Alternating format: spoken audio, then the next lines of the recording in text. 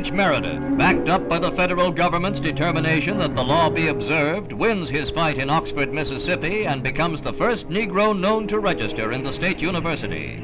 But the climax leaves bitter wounds. The town becomes an armed battlefield, with federal troops moved in to stand by the U.S. Marshals against the crowds that besiege the campus.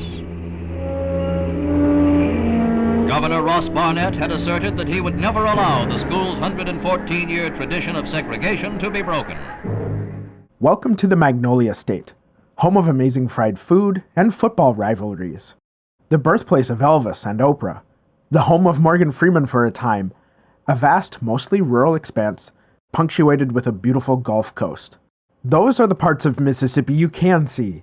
There were parts of Mississippi you could not see, but feared. A little-known office within the state's government. From 1956 until 1973, the Mississippi State Sovereignty Commission was effectively the state's secret police, established to keep and preserve the legal practice of segregation. This is the first secret police we're making our acquaintance with on American soil. It definitely won't be the last. And I'm not gonna lie, I'm a little nervous about this one because, well, I've got the two dimensions of discussing secret police and the not controversial, won't explode in my face at all topic of race relations in the United States. But if you're here for it, I'm here for you. So let's go.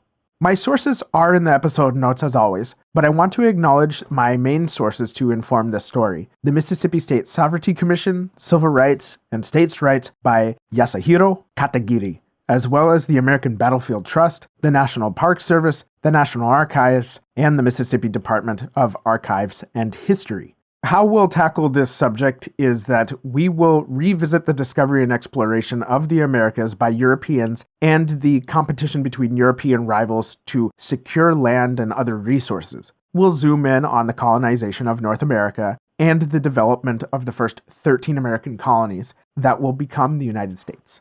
We'll diverge onto two parallel tracks. First and foremost being the history of Mississippi as a state, and second will be the development of the United States as a whole for broader context. We'll discuss Mississippi's economy, their part in the Civil War and Reconstruction, which will lead into segregation and the way in which the state government approached maintaining segregation via the Sovereignty Commission. We'll discuss the usual key points of these guys, their methods, the agents, recruitment, statutory foundation, and of course, the crimes they committed, or at least allowed to happen. And of course, their downfall and the state of Mississippi today. I don't normally give content warnings, but this episode will have antiquated language as a reflection of the times. So if you don't want to hear words like Negro or the other N-word, maybe sit this one out. If you're in public, connect those headphones. And to that point, if you're new here and don't know me or what I look like, despite me sounding like a white guy and having an English first name and a Norwegian surname, I'm very much a brown guy. My origin story is complicated. But, like I said, those words are there to help paint a vivid picture, not for needless provocation. Now for the two of you that are still here, if you haven't already, please follow at Secret Police Podcast on Instagram, at hush_popo on X. You can also follow my Substack at Secret Police Podcast, where I'm working to post each episode in a much more nonfiction format. Follow the show on Spotify, Apple, or wherever you're listening, and please leave a rating and review. It would really help us out. Socials and contact information are in the episode description. Do you have a problem with authority? Because I do. Welcome to the Secret Police Podcast.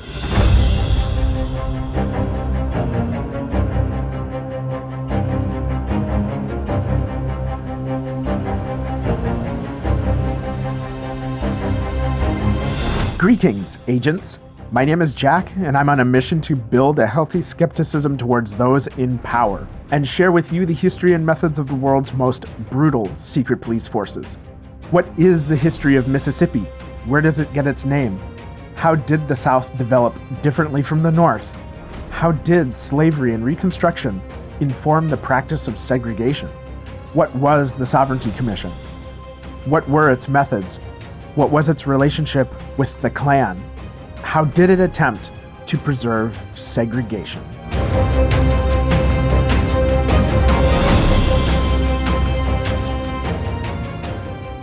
Mississippi is one of the 50 states that comprises the United States of America. Located in the southern United States, Mississippi is considered to be part of the Deep South, a region that includes Mississippi, Louisiana, Alabama, Georgia, and South Carolina. Mississippi has a combined land and water area of roughly 48,500 square miles, or 125,500 square kilometers, and is bordered by Louisiana and Arkansas to the west, Tennessee to the north, Alabama to the east, and the Gulf Coast to the south. For this reason, Mississippi has several coastal cities, and the port of Pascagoula, ranked number 22 in terms of total tonnage of domestic and foreign trade, according to the U.S. Army Corps of Engineers. According to the Observatory of Economic Complexity, in 2024, the port of Pascagoula imported mostly petroleum products, roughly $300 million worth. The state takes its name from the river that defines the state's western border, the Mississippi River. The word Mississippi derives from Ojibwe, meaning Great River.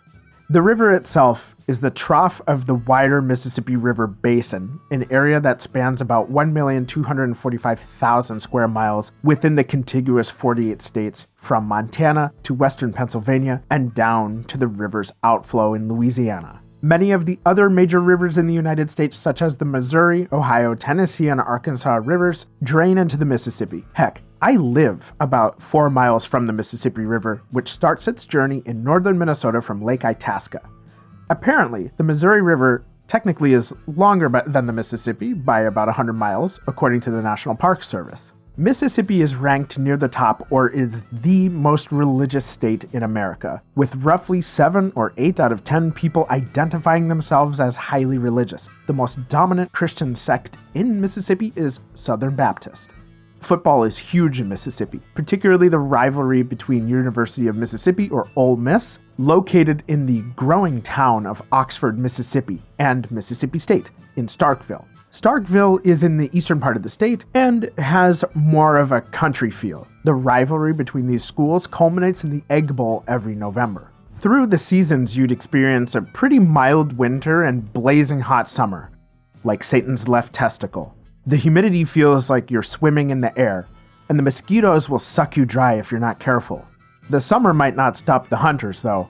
Hunting is a big pastime in the state.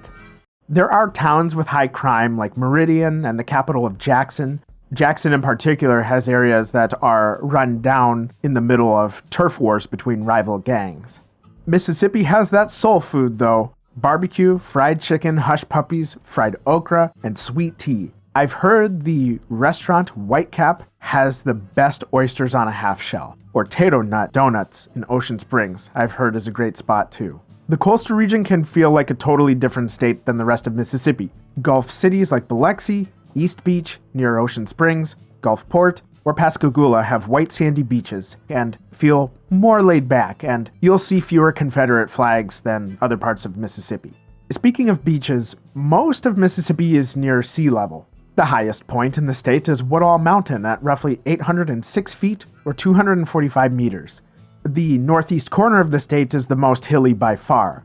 The northwest corner of the state is dominated by the Mississippi Delta, a nearly 7,000 square mile floodplain, at almost 5 million acres. The Delta is one of the largest contiguous agricultural centers in the U.S. outside of the Midwest or California. The Mississippi River and its tributaries deposit sediments and other minerals called alluvium.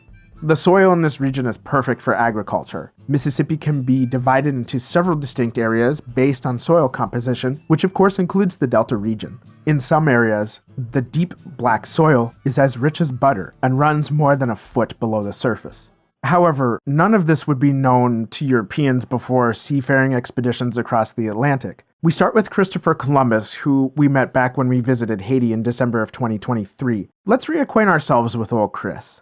Born somewhere between 1436 and 1455 in the Italian city of Genoa, Columbus gained seafaring experience on several different voyages in the Aegean Sea and the Atlantic. He studied astrological navigation, geography, applied mathematics, and made several theories based on his study of maps and other sources. Chris hypothesized that if you were to continue west beyond Iceland, that you'd eventually reach Asia.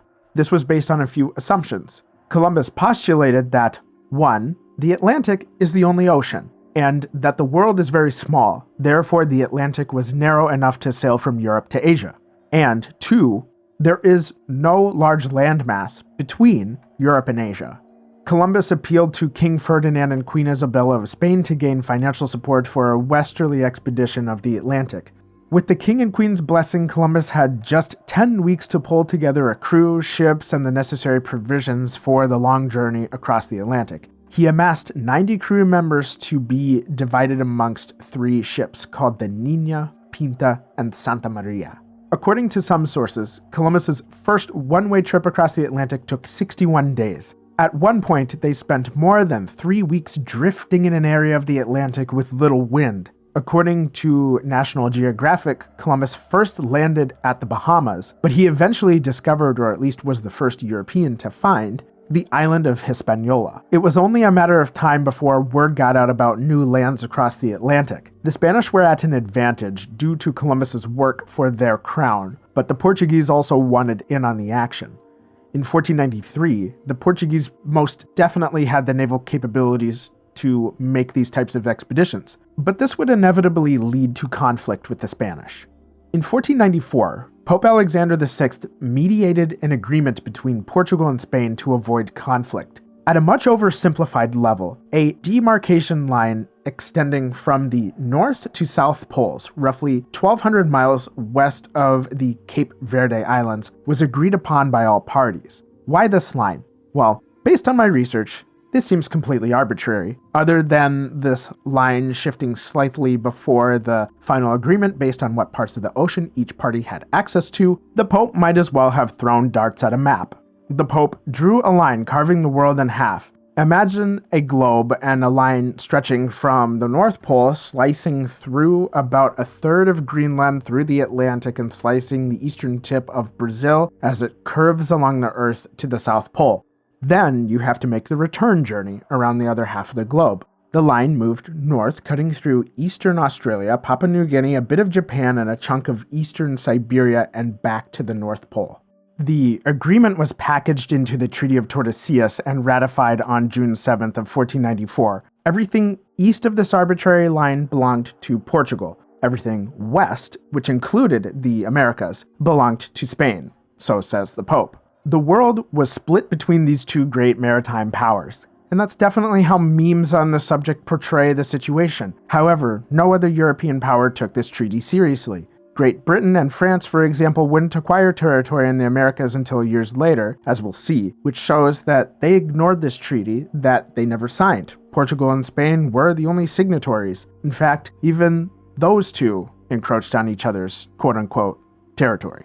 The Spanish took full advantage of their papal gift through the 16th century by expanding across the Caribbean to modern-day Mexico, Central and South America. Spanish colonies were established in what would be the southern United States, such as in future Florida, Texas, Colorado, Arizona, New Mexico, California, and across the coast of the future Deep South.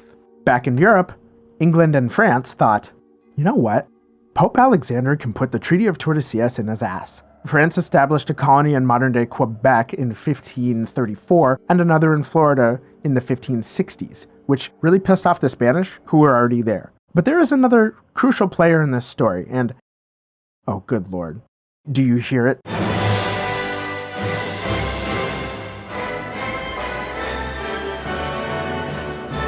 English explorers made at least one expedition to the Americas in the late 15th century and raided Spanish merchant vessels to plunder whatever goods happened to be on board. Two such explorers, or privateers, were Francis Drake and John Hawkins, who set sail for the Americas on behalf of Queen Elizabeth I. Her ascension to the throne meant that England would show up late to colonize America, but it certainly wouldn't come in last. A privateer was a person who was granted legal permission by the state or the sovereign to harass or otherwise dismantle merchant shipping by enemy nations. Basically, it was state-sanctioned piracy, which will be important in a second here. When it came to English colonies, there was a bit of a rough start with unsuccessful settlements in Newfoundland, in Canada, and later Roanoke Island, off the coast of today's North Carolina. In 1603, Queen Elizabeth I died, and she was succeeded by James I, who would greatly support future exploration and colonization of the Americas. In 1604, England and Spain made peace and that meant that the late Queen Elizabeth I's privateers were disbanded. Some of those people chose to continue their plundering of merchant vessels, not as legal privateers, no, but rather as aquatic outlaws, pirates, Eye Patch, Pegleg, Talking Parrot, and Johnny Depp. According to historian Isidor Janczykovich, the 17th century was, quote, the heyday of English piracy, end quote. Instead of building his own group of privateers in order to stay within the bounds of peace with Spain, King James's approach for colonization was to establish chartered trading companies. These companies functioned like corporations with certain privileges and obligations granted by the state or the nation's sovereign. In April 1606, James I chartered the Virginia Company with the express purpose of colonizing the east coast of North America. The name Virginia derived from Queen Elizabeth I because, despite several courtships and expectations to produce an heir to the throne, she died without having produced an heir. Therefore, she was sometimes referred to as the Virgin Queen, hence Virginia. In December 1606, roughly 105 colonists set sail bound for North America on 3 ships, Godspeed, Susan Constant, and Discovery. They arrived in the Chesapeake Bay in April 1607 and sailed up the James River to establish Jamestown near today's Williamsburg, which is kind of halfway between Richmond and Norfolk. Another chartered company, the Plymouth Company, attempted a settlement at today's Phippsburg, Maine near Brunswick, called the Popham Colony, but that settlement basically collapsed. Jamestown, however, wouldn't exactly be a walk in the park either. Starvation and hostile encounters with the Powhatan natives cut into English morale even as fresh-faced colonists arrived in 1609. The Virginia Company nearly abandoned the colony altogether if it hadn't been for 2 things. First, the daughter of the Powhatan chief, a young woman you've probably heard of, Pocahontas, approached the English colony and befriended some of the settlers. Well, befriended just might be a bit of a strong word. In the battles between colonists and the Powhatan natives, several English settlers were taken prisoner. One of the colonists, Samuel Argall, came up with the idea to kidnap Pocahontas and use her as a bargaining chip to return the captured settlers to Jamestown. Chief Powhatan freed the settlers, but a dispute over weapons that were seized by the natives wasn't resolved. Pocahontas was taken to an outpost near today's Richmond, Virginia. Eventually, she met and later married John Rolfe, an English farmer with a knack for planting tobacco. Their marriage helped ease the tensions between the natives and the Jamestown colonists. The second turning point came from John Rolfe's experience in growing tobacco. Going back in time for a moment, when Columbus made landfall, he noticed that native peoples in certain areas they colonized used tobacco for medicinal purposes, rituals, and other occasions. Tobacco was imported to Europe, and smoking became a popular practice. John Rolfe obtained tobacco seeds cultivated in the Caribbean and planted them in Virginia. For the English, the taste was actually preferable to what was imported from Spain. Virginian tobacco was exported to England, and demand boomed, which had the knock-on effect of propping up Jamestown. More labor, and therefore more people, was needed to sustain this cash crop. The English wanted that prime American tobacco. These days, the seeds would have been planted by Monsanto, so if John Rolfe had cashed in, Monsanto would have sent some big dudes with genetically modified Louisville sluggers to beat his ass. We should touch on the treatment of Native Americans between the Spanish and the English. Both European colonizers did horrible things. I mean, just look at how Columbus had Arawak people's hands cut off if they didn't meet his gold quotas, or just the spread of pathogens both intentionally and unintentionally. The Spanish conquistadors had long brutalized native populations since the Spanish had been interacting with them for about a century before the English arrived. There was continued colonial activity along the east coast of North America into the 17th century. Around 1624, Dutch traders established a trading post at New Amsterdam, today's Manhattan.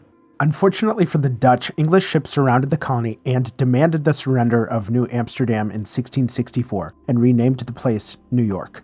Then, King of England Charles II gave William Penn lands that included today's Pennsylvania, parts of Delaware, and New Jersey in order to settle a debt the king had with Penn's father, who'd since passed away. If we go through the origin stories of each colony, though, we will be here all day, and this is not an American history podcast. I wanted to show you guys how this place we call America started. But what was happening in the Mississippi region? Well, remember back around 1534, France established a colony in Quebec, but since then, they'd claimed territory spanning from Quebec and Labrador to Louisiana to Fort Bourbon in Manitoba and called this territory New France, which was roughly 3.1 million square miles or 8 million square kilometers. a big space, but not densely populated by French settlers. For its size, New France was divided into 5 different provinces, which included the Louisiana colony. Within New France was the future state of Mississippi, and since the land was ripe for productive agriculture, the French authorities brought in captured natives for slave labor on plantations, but over time, the source of slave labor transitioned to imported Africans. In 1754, war broke out between France and Great Britain over territorial disputes within North America. Spain allied with France, and the various native tribes picked sides. For the most part, the natives allied with the French because, according to the American Battlefield Trust, Catholic missionaries had been converting natives to Catholicism basically since the French arrived in North America, and the French were less interested in displacing the natives, unlike the English. This conflict, the French and Indian War, was a theater of the much larger 7 Years' War that saw conflict in Europe, Africa, and Asia. Britain won the French and Indian War, and France was made to cede all territory west of the Mississippi River to Spain and territory east of the river to Great Britain. Even after France ceded territory east of the Mississippi, there were a few remaining French settlements in the area which fell under the administrative authority of the colony of Georgia. Spain also lost most of Florida to Great Britain. But fear not, because us Americans will go on to declare independence from Great Britain on July the 4th of 1776, and then claim victory over the British in September of 1783, affirming the independence of the young United States of America. Georgia gained enough XP to level up from colony to state in January 1788. Britain gave Florida back to Spain, which definitely wasn't going to cause any issues with the new United States. But when Britain administered Spanish Florida, they split the colony between East Florida, roughly the geographic bounds of Florida as we know today, and West Florida, which was a panhandle that extended from East Florida to Louisiana.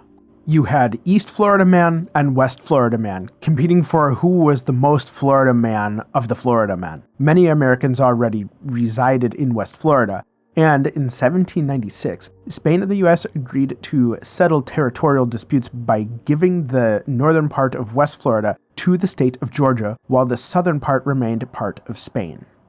So let's get our bearings for a moment. In 1795, the state of Georgia stretched from Savannah and the Atlantic coast to the Mississippi River, comprising today's Georgia as well as the states of Alabama and Mississippi. The narrow strip of West Florida denied West Georgia access to the Gulf Coast. West Georgia, or the Yazoo lands, were sparsely populated except for some native tribes and whatever was left of the French settlers. However, Georgia's governor, George Matthews, was concerned about Spanish and Creek native incursions into West Georgia, but the state wasn't in financial or military shape to defend its frontier following the American Revolutionary War. So Governor Matthews thought it would be cool if he sold land in West Georgia to his buddies. In January 1795, Governor Matthews signed the Yazoo Act, which allowed for the sale of roughly 30 million acres in Alabama and Mississippi to several companies for what amounted to $500,000 each. The sale also relied on Georgia's U.S. Senator James Gunn to distribute money and lands to political allies and other cronies. When average Georgians found out about this deal, they saw it for what it was: a massive fraud, and protests erupted across the state. Matthews and Gunn were voted out of office. The Yazoo Act was reversed, and the job of figuring out what to do with this mess was left to the federal government. In 1798, the Mississippi Territory was formed from parts of West Florida. Around 1800, the rest of the Yazoo lands were incorporated into the Mississippi Territory, and in 1812, the Mississippi Territory gained coastal access to the Gulf. Mississippi was mostly inhabited by the natives, and conflict arose as American settlers moved west. In 1813, the U.S. fought the Muskogee people in the Creek War. General Andrew Jackson led a U.S. victory, and the Muskogee people were either killed or forced westwards. The eastern region of this territory became more populous than the still sparsely populated west. In fact, the difference in population density concerned those living in the western region that the east would have greater political power. The people in the west advocated for the territory to be split, and on December 10, 1817, Mississippi was admitted as the 20th state of the Union. The state capital used to be located in the city of Natchez along the Mississippi River, but the state government relocated to the city of Jackson, named after former President Andrew Jackson. Mississippi boomed. Population estimates from the time are a bit tricky to nail down, but according to the 1890 11th census, Mississippi experienced an estimated 80% increase in its population during its first decade of statehood. I couldn't find Mississippi's starting population, and their first census would have been in 1820. Both white and slave populations were counted. However, freed black people were counted in a separate census version. How slaves were counted we'll get into later. Native American populations were largely not counted, or it depended on the state. There was a population estimate table on the National Archives site broken down by state, but it appears to have been removed in 2018, or it was taken down recently, and they didn't update the webpage last edited date. But Mississippi had a population increase of 81% between 1820 and 1830, and a 174% increase from 1830 to 1840. The fertile farmland attracted a lot of business, particularly cotton plantations. With the expansion of the cotton plantation came an increased demand for slaves to support this industry. Just a brief revisit of the slave trade. We covered this more extensively in both the Haiti and Congo episodes. I recommend you listen to both of those. Masses of captured Africans were packed onto slave ships and arranged like an overcrowded cemetery. Disease festered in these dark and damp spaces. It's estimated that during the slave trade's 400-year existence, between 12.5 and 15 million men, women, and children were shipped from Africa to the Americas. Somewhere between 12 and 15% died in transit, or roughly 1.5 million to 2.3 million people dead. Of course, the exact numbers are impossible to know for sure. Brazil and the Caribbean received the vast majority of the slave share at about 41 and 48% respectively. The US received about a mere 5%. When you add up those numbers, though, there is 6% of the surviving slaves missing, and I'm honestly not sure what happened to those people. In the US, slaves were shipped to New Orleans, where they were auctioned off and then shipped again up the Mississippi River to cities along the way like Natchez, Vicksburg, and Greenville, which were well within the Delta region. Slaves were shipped to other places across the state as well. The system made Mississippi rich, or at least those who owned the plantations. In fact, Mississippi, Alabama, and Georgia became incredibly wealthy. Lee Salto, professor of economics at Ohio University, looked at census data for per capita income by region. In his book, Men and Wealth in the United States, 1850 to 1870, published in 1975, Salto shows that per capita income in 1860 in the South Atlantic and East South Central regions ranged between $1,000 and $1,200 at what I assume was the price level in 1975. We're talking about nearly $6,000 in today's money. For comparison, the rest of the United States ranged between $400 and $900. It is said, and I couldn't verify the origin of this claim, that Natchez was once the city with the most millionaires per capita in the United States.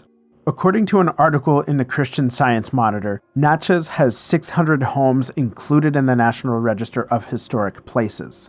Maybe. I spent a little time looking at the National Register of Historic Places database and found 119 total places registered in Natchez out of 1,530 in the state of Mississippi. That's 7.8% if you're keeping track at home. So Natchez is the city with the highest share of registers in the state, but I don't know where they arrived at 600 sites. What I do know is that I've never been there. Hundreds of sites or not, it doesn't matter because Google Maps will show you that Natchez looks absolutely gorgeous.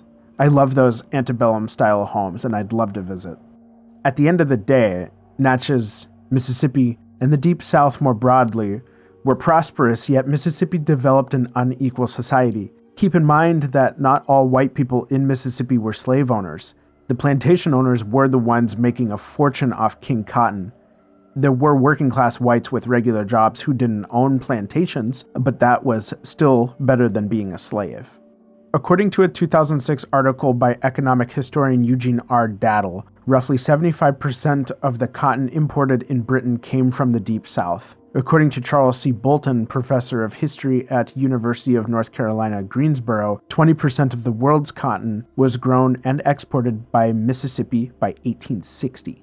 Daddle estimated that by 1860, the Deep South earned revenues in excess of $200 million per year. a number that closely tracks work by other historians. We're talking about $9 billion in today's money.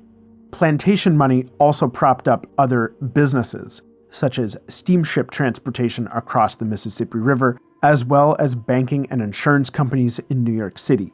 This plantation system in Mississippi had no incentive to not exploit its fertile delta region for massive amounts of money, nor diversify its economy, despite the very obvious and morally repugnant elephant in the room. I think it is important to keep in mind that the society in the South was not a monolith. Like I said, not all white people owned slaves. Sources indicate that only about a quarter of Southern whites owned slaves, and of that quarter, a vast majority owned fewer than 20 total. Southern whites who didn't own slaves were farmhands or laborers. Industrial-scale plantations with tens and tens of slaves were the rare tip of the iceberg. From what I can tell, there were Southern abolitionist movements, but they were highly secretive since neither the economy nor the society at the time would have tolerated such a movement. It's also worth noting that Georgia actually banned slavery starting in 1735 until 1750. And let's not leave us Northerners out of this either. Slavery existed during the colonial period until the end of the Revolutionary War. The South largely continued the practice because the environment was perfect to support an agrarian economy. Meanwhile, the northern states diverged into a manufacturing-based economy. According to the National Park Service, roughly 90% of U.S. manufacturing was based in northern states, which produced 17 times more cotton textile goods than the South. But the cotton was grown, obviously, in the South. From the perspective of plantation owners, the benefit of having slaves was to reduce operating costs. It's like if the company you work for didn't have to pay you, your colleagues, and the other staff. They'd probably save a lot of money. But, well, it's illegal. For the slaves, life could be incredibly harsh. In addition to hours of backbreaking work in southern heat, separating bits of plant matter and seeds from the cotton fibers by hand before the cotton gin, female slaves were the target of their masters' sexual exploits. The most infamous punishment slaves received were lashes with a whip for various offenses, depending on their owner's temperament. Whips can slice through the bare skin on your back since the tips travel in excess of 500 miles per hour, which sounds absurd, but the crack of a whip is indeed a small sonic boom. Now imagine receiving 7, 10, or 20 lashes to your back, which would leave you bloodied and exhausted. There are old photographs of former slaves showing the aftermath of whippings to the back. One photo in particular shows a man with massive welts that look like his back sprung a constellation of extra bones. It's not the focus of this episode, but I wanted to know, since we're here, if there was a slave police. Slave patrols date back to at least 1704, where the South Carolina colony utilized individuals from the militia to perform slave patrol duties. The militia existed to fend off attacks from Native Americans, primarily. In Mississippi, slave patrols organized out of the state militia. According to a 1999 paper by history professor J. Michael Kane at the University of Arkansas at Fort Smith, groups of 4 to 6 men, led by a captain, patrolled designated areas or beats, either on foot or horseback. Each group could be made up of a mix of slaveholders or non-slaveholder whites. Slaves found outside of their master's property without proper permission were dealt with how the group saw fit, since slave patrols functioned as judge, jury, and punisher. Caught slaves could be struck with a whip more than 30 times, and each captured slave could be worth $6. Slave patrols were authorized to enter private property to inspect slave quarters for a head count and check for weapons. In 1831, Mississippi reorganized the slave patrols so that the state's towns had their own patrols separate from the rural areas. Slave patrols needed to keep tabs on slaves congregating should they be planning a revolt. Remember, keep them isolated because oppressed groups talk. Around 1833, Mississippi transferred slave patrol duties to the state's police boards in order to further meet the needs of specific locations. Accounts vary from former slaves as to how effective and competent the patrols actually were. Some said they were terrifying. Others said the patrols were easy to evade and not that great at actually catching slaves. The fear of the slave patrols preceded them. Indeed, it was the idea rather than the patrols themselves that struck fear into many slaves. From the patrollers' point of view, the job was pretty mundane and compulsory without payment unless a slave was actually caught. Like I said, the North abandoned the practice of slavery while the South continued it, but America kept growing and expanding westwards. This presented a big problem. Would new states admitted to the Union be allowed to have slaves or not? Slavery proved to be a growing fault line between the North and the South. The two societies compressed into tenuous peace until events culminated in a violent quake. It's been a while for me since learning about how the US marched to civil war. Fortunately, the American Battlefield Trust has an article titled Trigger Events of the Civil War that provides a good roadmap.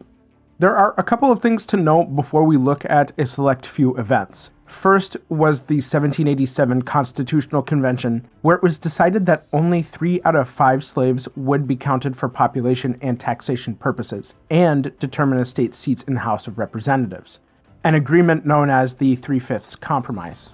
Only a couple years later, in 1791, was the successful Haitian Slave Rebellion. This was something we covered in the Haiti episode, but essentially Haiti's slaves got tired of being treated barbarically. Former slaves who'd escaped to the mountains at times visited plantations to galvanize slaves into open rebellion. Haiti's slave-to-white population was something like 9-1, if I recall correctly. So when the rebellion kicked off, the white population was overwhelmed numerically. News of the rebellion reached plantation owners in the southern U.S., and that likely hit them deep with fear, imagining themselves jolted out of a deep sleep and mutilated by the mob they once subjugated.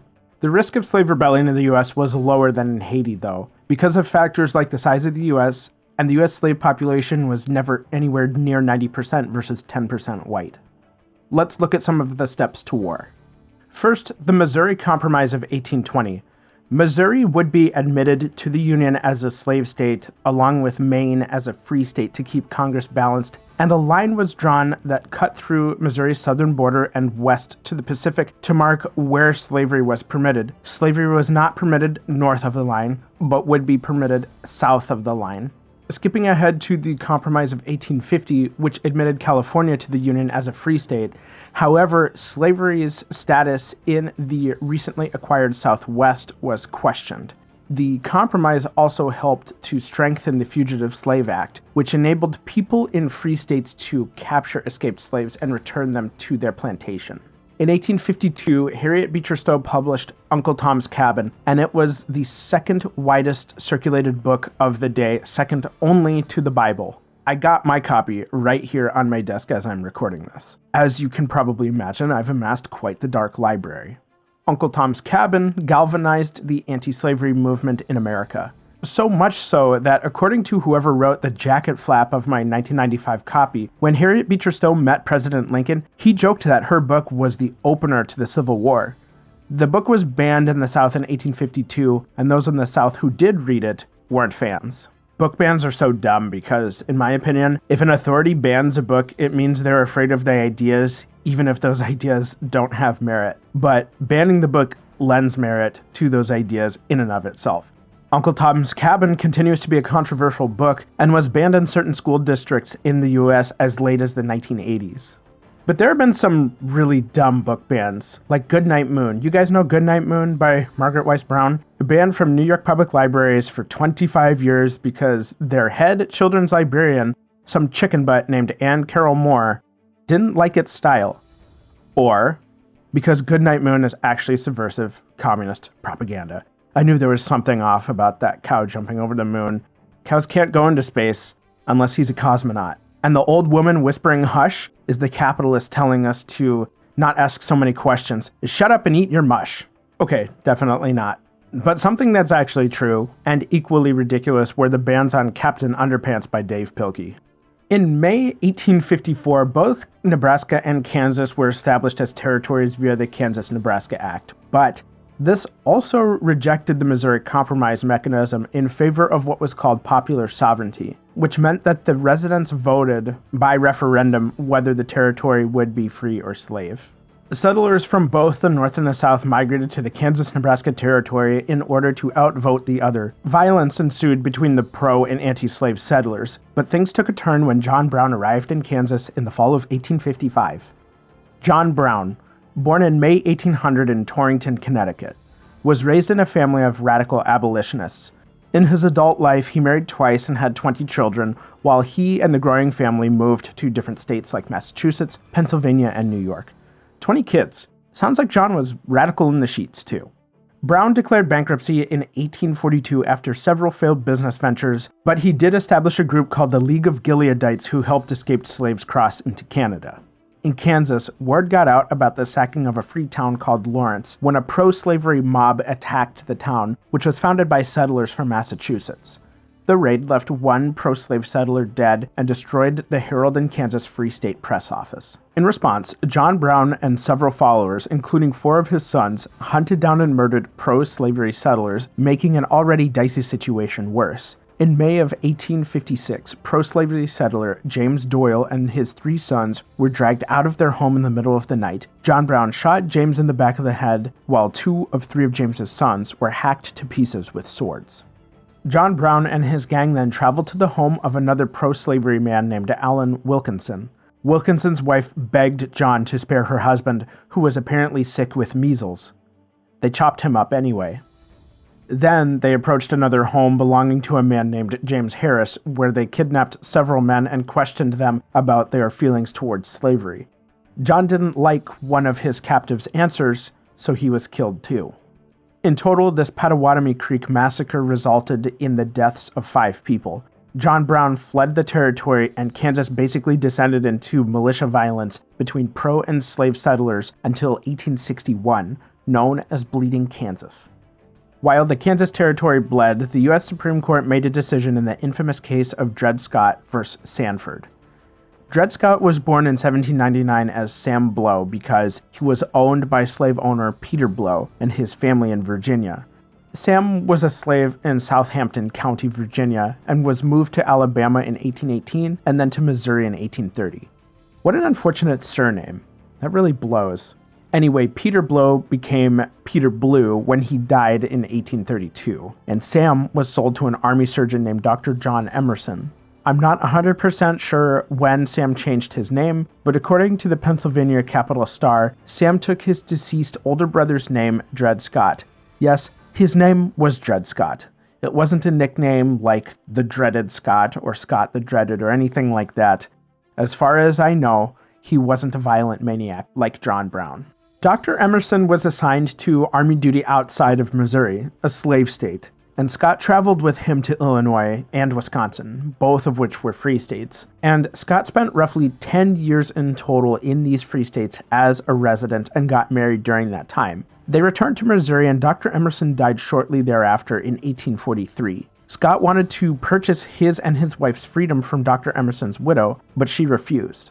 In 1846, Scott filed a lawsuit with the help of a lawyer, initiating what would be a lengthy legal battle up to the Supreme Court, during which time Dr. Emerson's estate was transferred to his brother-in-law, John Sanford, but his name was misspelled as Sandford in court documents. So what's the deal here? Well, without going into the minutiae of American constitutional law, and I'm not an attorney by any means, I got about as far as finding out that my LSAT scores would be too trash to apply. Basically, Scott and his lawyer argued that because he was a resident for a time in a free state, that he was now a free man.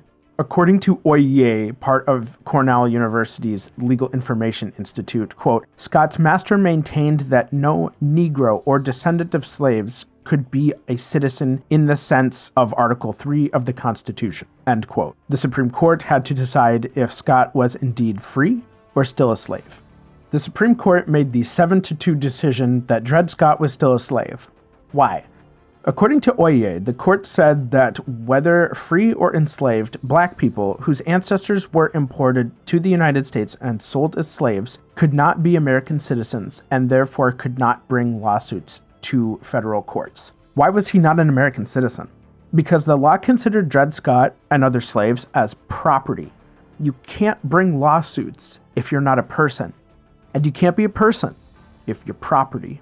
This was huge because, according to the American Battlefield Trust, with slaves having no legal status other than property, it, quote, made the federal government's authority to regulate the institution much more ambiguous, end quote.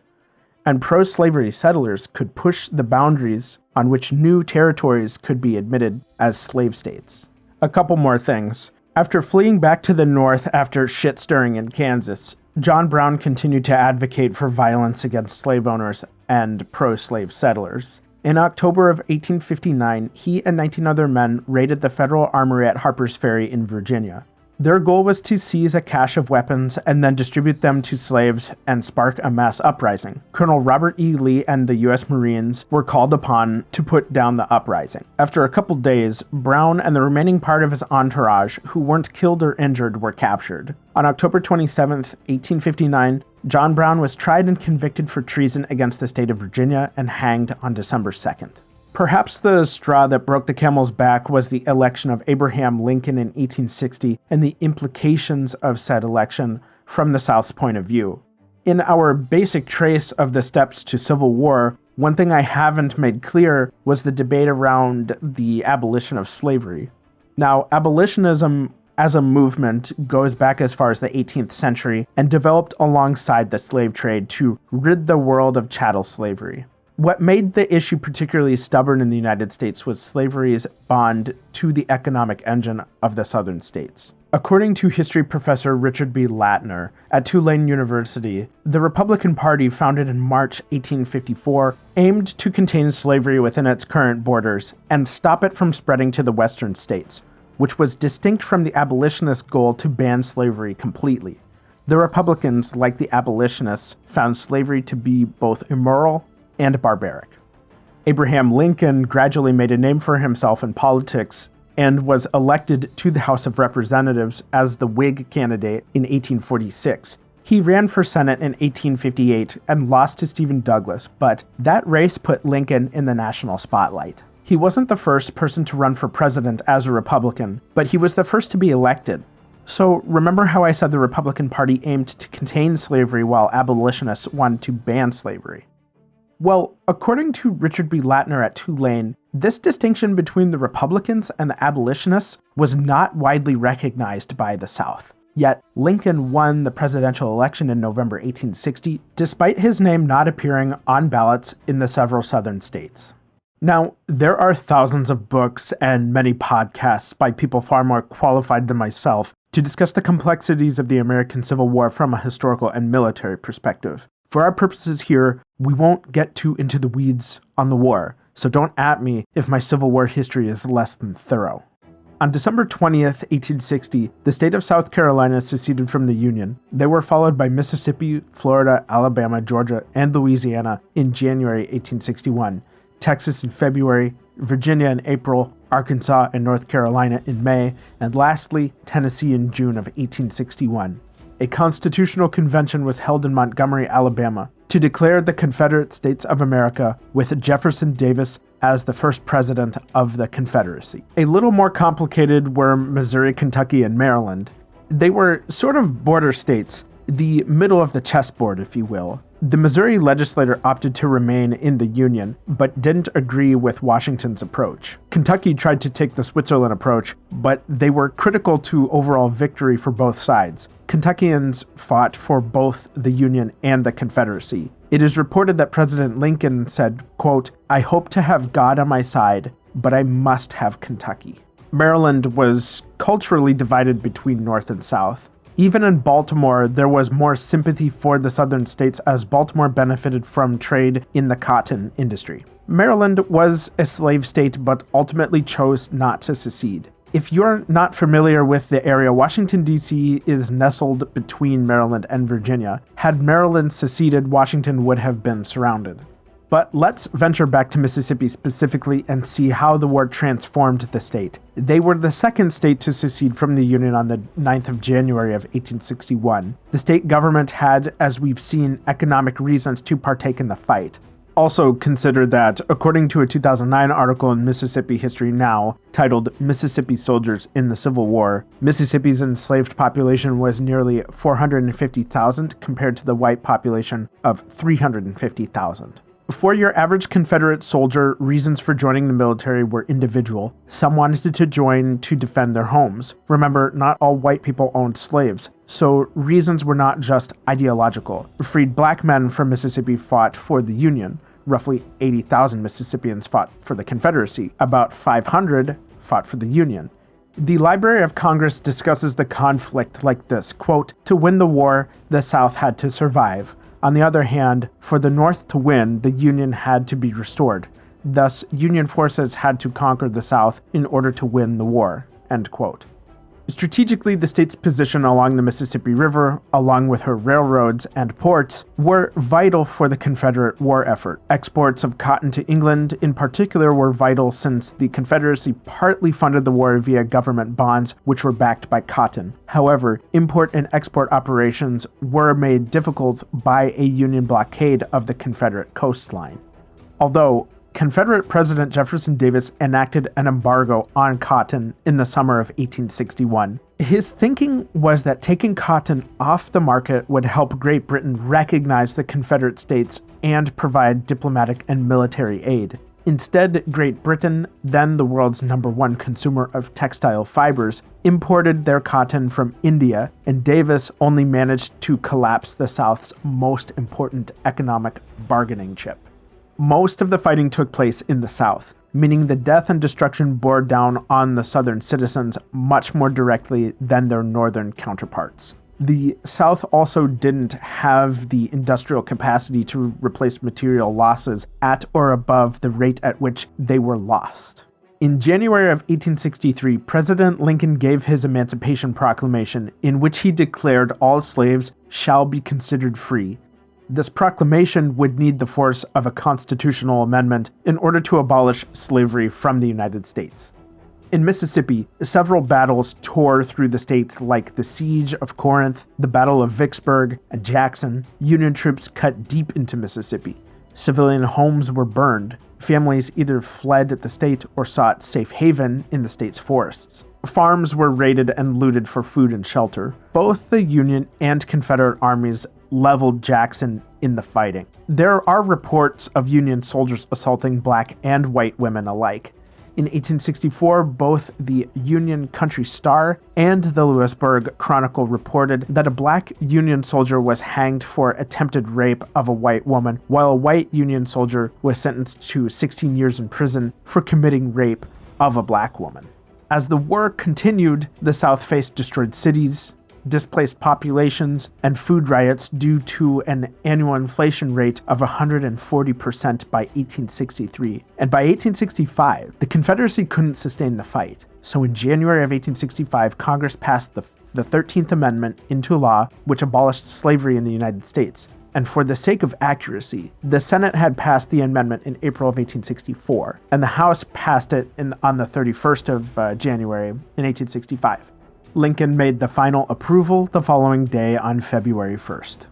On April 9, 1865, Confederate General Robert E. Lee surrendered to U.S. General Ulysses S. Grant at the Appomattox Courthouse in Virginia. A period of reconstruction would be necessary to rebuild and reintegrate the seceding states back into the Union. You might be wondering, bro, when are you going to get to the secret police? Well, this section on Reconstruction is particularly important for our journey to meet the Sovereignty Commission because if the seeds were planted in the issue of slavery before the war, Reconstruction is when we start seeing the sprouts. Overall, the purpose of Reconstruction was not just a literal rebuilding of the South following the war, but also a social, economic, and political restoration. Each southern state reacted or adapted to the Reconstruction differently depending on a number of factors, including how prevalent slavery was before the war. States like Tennessee, Virginia, and North Carolina took Reconstruction much better than, say, Mississippi. Recall that most of Mississippi's pre-war population were slaves. Of course, the war changed this via death and destruction, but as far as I can tell, the proportions stayed the same. As a benchmark, Mississippi had a pre-war population of nearly 800,000, and 55% of those were slaves. The war devastated the business and landowning white people who were the primary economic drivers. However, in picking up the pieces, the landowning whites couldn't just go back to business as usual since the 13th Amendment prohibited slavery. Plus, freed black people wanted the opportunity to own land. So you have this fundamental tension between race and class. In my view, Reconstruction attempted to reconcile not just divisions between black and white, but also divisions in the factors of production, that being land or landowners and labor. Two things history has shown that humans are not very good at: coexisting with people who look different from us, but also coexisting with people with different economic means than our own. A couple other things at the national and federal level. Before the South surrendered in March 1865, the Union government created the Bureau of Refugees, Freedmen, and Abandoned Lands, or the Freedmen Bureau for short. The agency was housed under the War Department and was tasked with specific responsibilities in furtherance of Reconstruction. For example, the Freedmen Bureau helped find and reconnect families and supplied medical aid, food, and built schools and helped people find employment in the aftermath of the war. On April 14, 1865, President Lincoln was at Ford's Theater in Washington, D.C., watching a performance of the play Our American Cousin. During the play, actor and full-time whacknut John Wilkes Booth snuck into Lincoln's presidential box overlooking the stage and shot the president in the back of the head with a concealed Derringer pistol. Lincoln's assassination changed a lot, obviously, and one of those things was the trajectory of Reconstruction. Lincoln's vice president and successor, President Andrew Johnson, held a much different view of the approach to the whole idea. For example, all major persons involved in the Confederacy had their treason charges dropped by the presidential pardon of Andrew Johnson. This included General Robert E. Lee and former Confederate President Jefferson Davis. And do you think the pardon power is controversial now? This was right up there. Another example is that land seized by General Sherman, then given to black families, was ordered to be handed back to the original owners, even if it was already occupied by the new owners.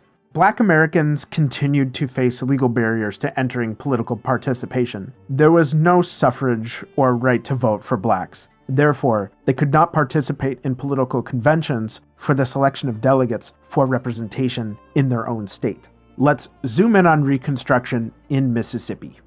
For plantation owners, the big obstacle to just returning to the pre-war status quo was the 13th Amendment. Part of the deal for the South to rejoin the Union was the condition that each Southern state ratify the 13th Amendment. The society in Mississippi, however, was not accepting of this kind of integration.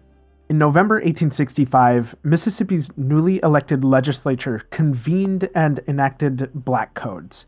Now, black codes, not the same as Jim Crow because that comes later, were based on slave laws used to reduce the risk of slave rebellions and govern slavery as an institution before the war. The Black Codes delivered a series of vagrancy, civil rights, and penal codes designed to curtail the intended spirit and vision of the 13th Amendment without actually violating that amendment. And here are a few examples of these laws.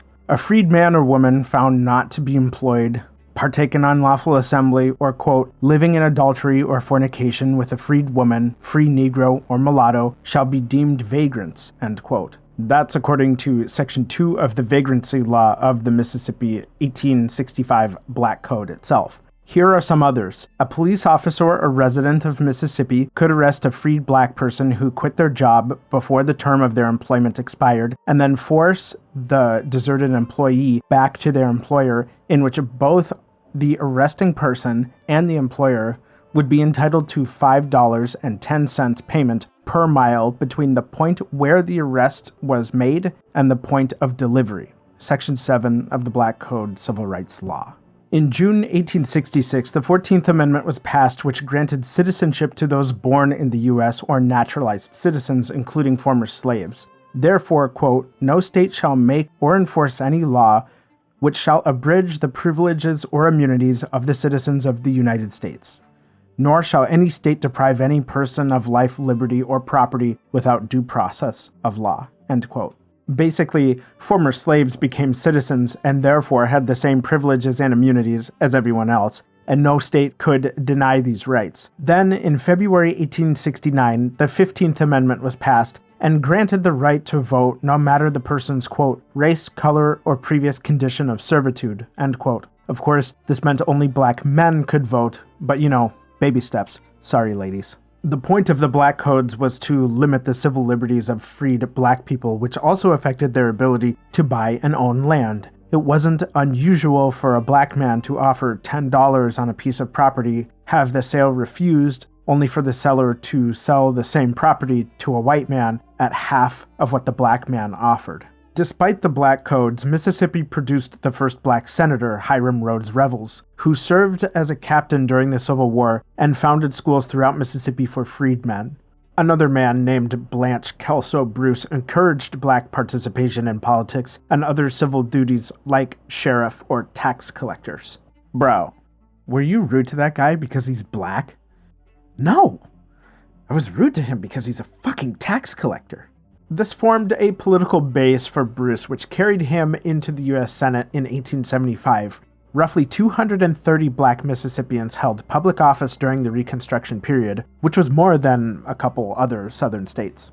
Again, Mississippi was not a monolith in hostility towards reshaping southern society. Former slave owner James Lusk Alcorn took it upon himself to create a political constituency which included Northern Republicans, Southern whites who favored reshaping the society, and James D. Lynch, who was elected as Mississippi's first black Secretary of State in 1869. Of course, there was the violent backlash to Reconstruction. Various terrorist groups and individuals attempted to intimidate, halt, or otherwise reverse progress made in the state. The most infamous of these groups was the Ku Klux Klan. The Klan was founded in Tennessee in 1866, and their purpose was to serve as a loose paramilitary organization to reinstall the status quo by striking fear into the society, especially freedmen. When you think of the Klan, you probably envision the white robes and hoods.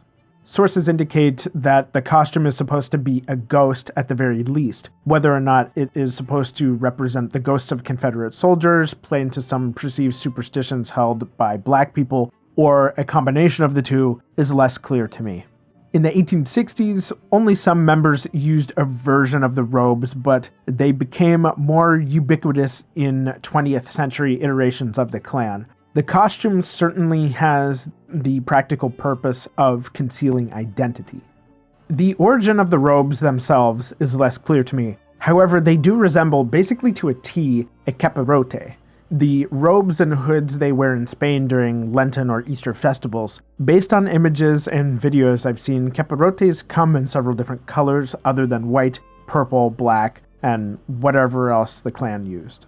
Capirotes harken back to the time of the Inquisition, used mostly by Catholics, and they are supposed to show that the person is covering their sins and is repentant. Capirotes are also used in Spain's former colonies. The historian Michael K. Jerryson indicates that the Klan took inspiration from capirotes, which, once you see them, you'll instantly see what I mean. You can look it up on Google. Capirote, Capirot. Costume or not, the Klan were masters of coercion. They murdered outspoken black citizens. They beat black workers accused of being idle or lazy. They intimidated black people who took perfectly lawful legal action against white people. They targeted black schools and places of worship. In 1871, during the trial of 3 black men arrested for making incendiary speeches, Klan members entered the courtroom, killed the judge and 3 defendants and several spectators. The attack sparked riots in the town of Meridian. Mississippi was readmitted to the Union the year prior in 1870. The state's governor was the Republican James Lusk Alcorn. The Republicans made a politician's promise to help Mississippians regardless of color, class, etc. White Southern Democrats weren't happy about him in office, nor happy with the Republican Party more broadly. Local Republican officials would be slowly undermined using violence. Remember, the 15th Amendment was law by this time, so part of the idea was to also intimidate black voters and whites from voting for Republican candidates. In 1874 in Vicksburg, there were also efforts made to impede the work of then current black office holders. For example, Peter Crosby was the first black sheriff elected in Warren County, the county that contains Vicksburg. There were several attempts to keep Crosby from properly doing his job. Events came to a head when in December 1874, armed white men from a group called the Taxpayers League demanded Crosby's resignation. It appears that Crosby made some sort of call for help, and Vicksburg's black community poured into town to show their support. Unarmed black people plus armed white people divided by the year 1874 equals the Vicksburg Massacre. In the 3 to 4 weeks of unrest in the city, roughly 23 black men were killed and an unknown or unpublished number of white men. The violence carried into 1875, and federal troops were deployed to Vicksburg to reinstate Crosby into the office of which he was elected. According to the Vicksburg Post, when he was reinstated, Crosby hired a white deputy named J.P. Gilmer, who shot Crosby in the head in June 1875. Crosby survived and Gilmer was arrested but never tried. Also in 1875, Mississippi's conservative Democrats enacted the first Mississippi Plan to further undermine the Republican-led state government. They did succeed in impeaching Governor Alcorn and replacing him with John M. Stone. Former Governor Alcorn will go on to have a hand in the deaths of several black people. Yes, he wanted to improve the South's condition, but didn't think blacks should be treated equally. In 1877, a deal was made with then-President Rutherford B. Hayes, known as the Compromise of 1877, in which election disputes from the previous year were resolved, which included Hayes becoming president in exchange for the withdrawal of any federal troops from the South. Of course, that would include troops deployed to Vicksburg. This effectively closed Mississippi's grueling 11-year chapter on Reconstruction, one of the longest among the southern states. The southern states were then left to handle their respective political matters internally. That included ignoring Democrat undermining of state government, riots, civil rights abuses, etc.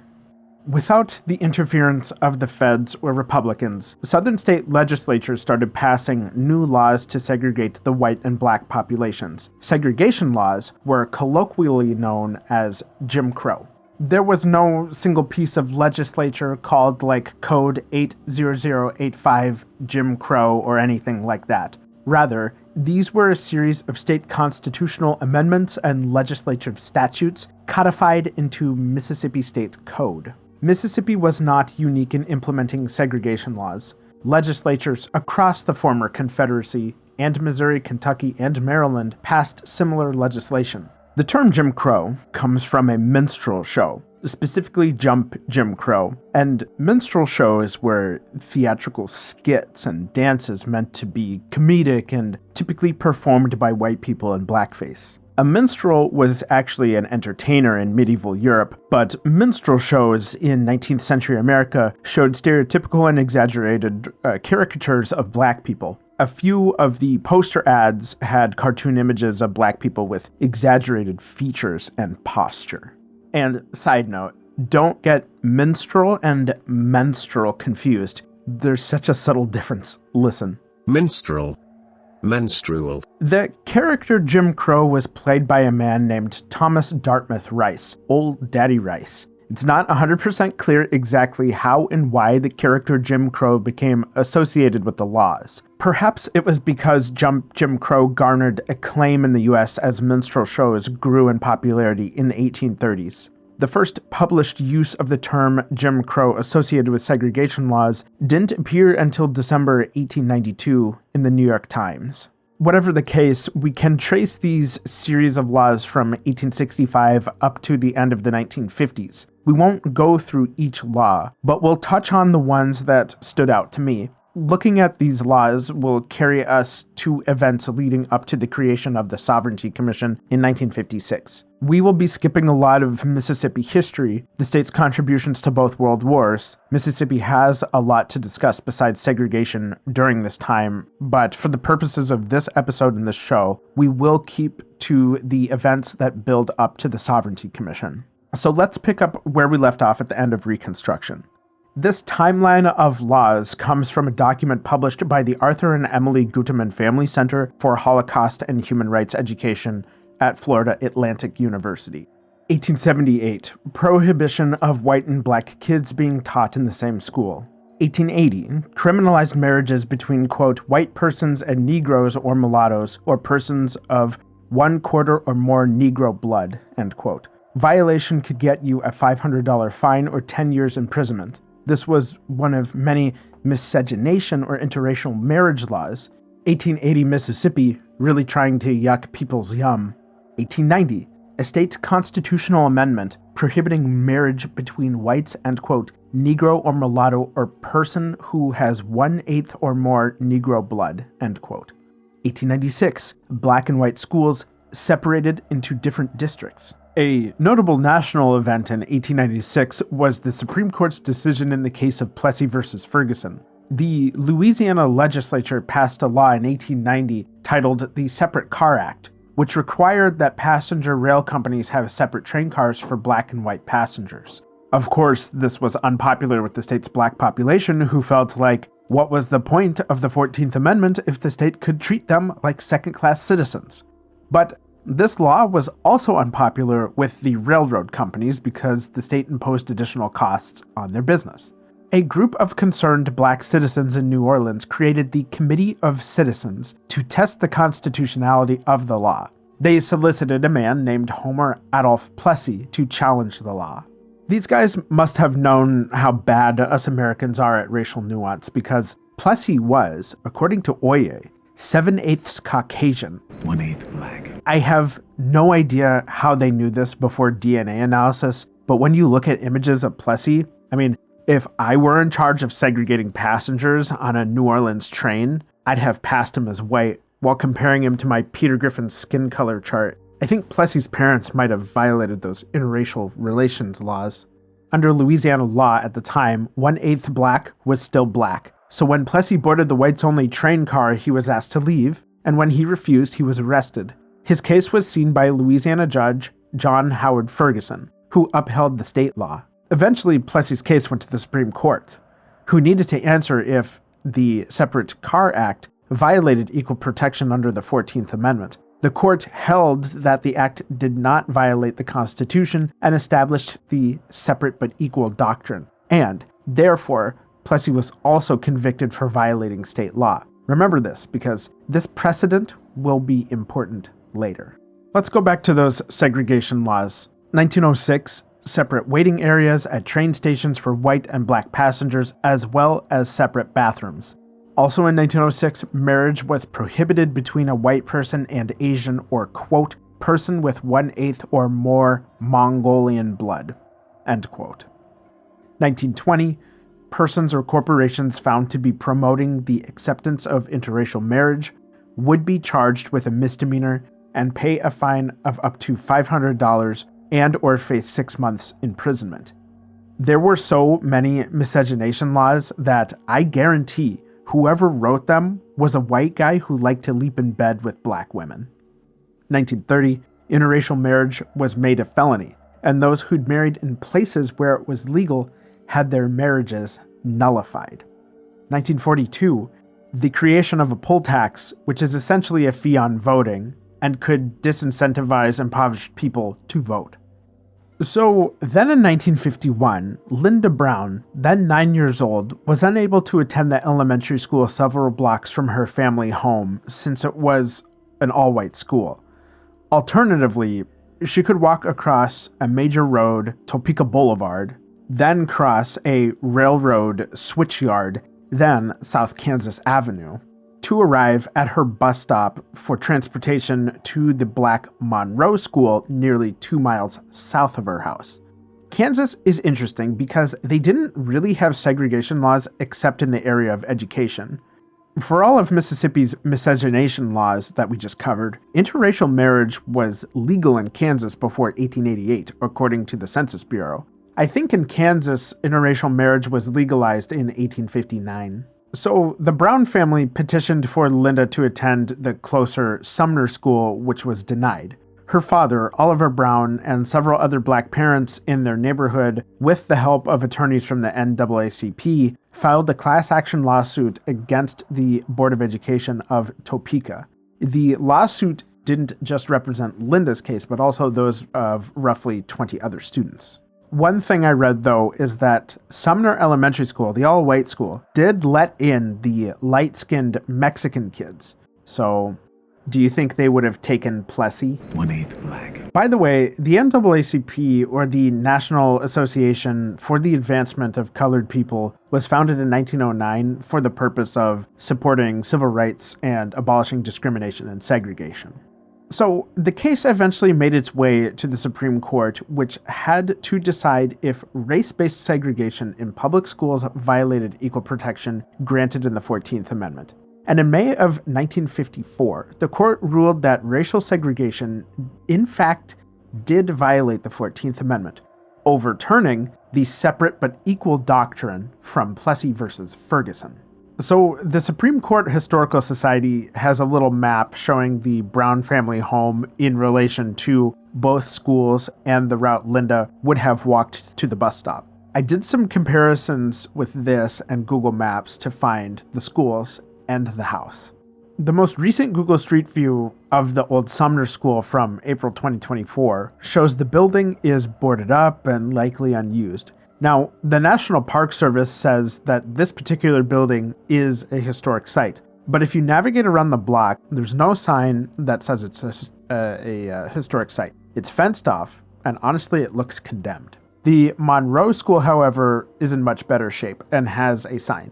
Linda's home is either just a regular house and unmarked, or, according to Slate, it was demolished, along with part of the neighborhood that Linda used to live in, when construction started on Interstate 70 in November of 1956. The historical map does not include I-70 since it's a snapshot that predates that section of the interstate. Of course, the Supreme Court ruling on events in Topeka affected the rest of the country. Mississippi's government, of course, absorbed the implications of the case and scrambled to figure out what to do next. Now, from the state government's point of view, the Supreme Court's decision was seen as outsiders from the federal government telling Mississippi how to exist, telling the state government how to govern.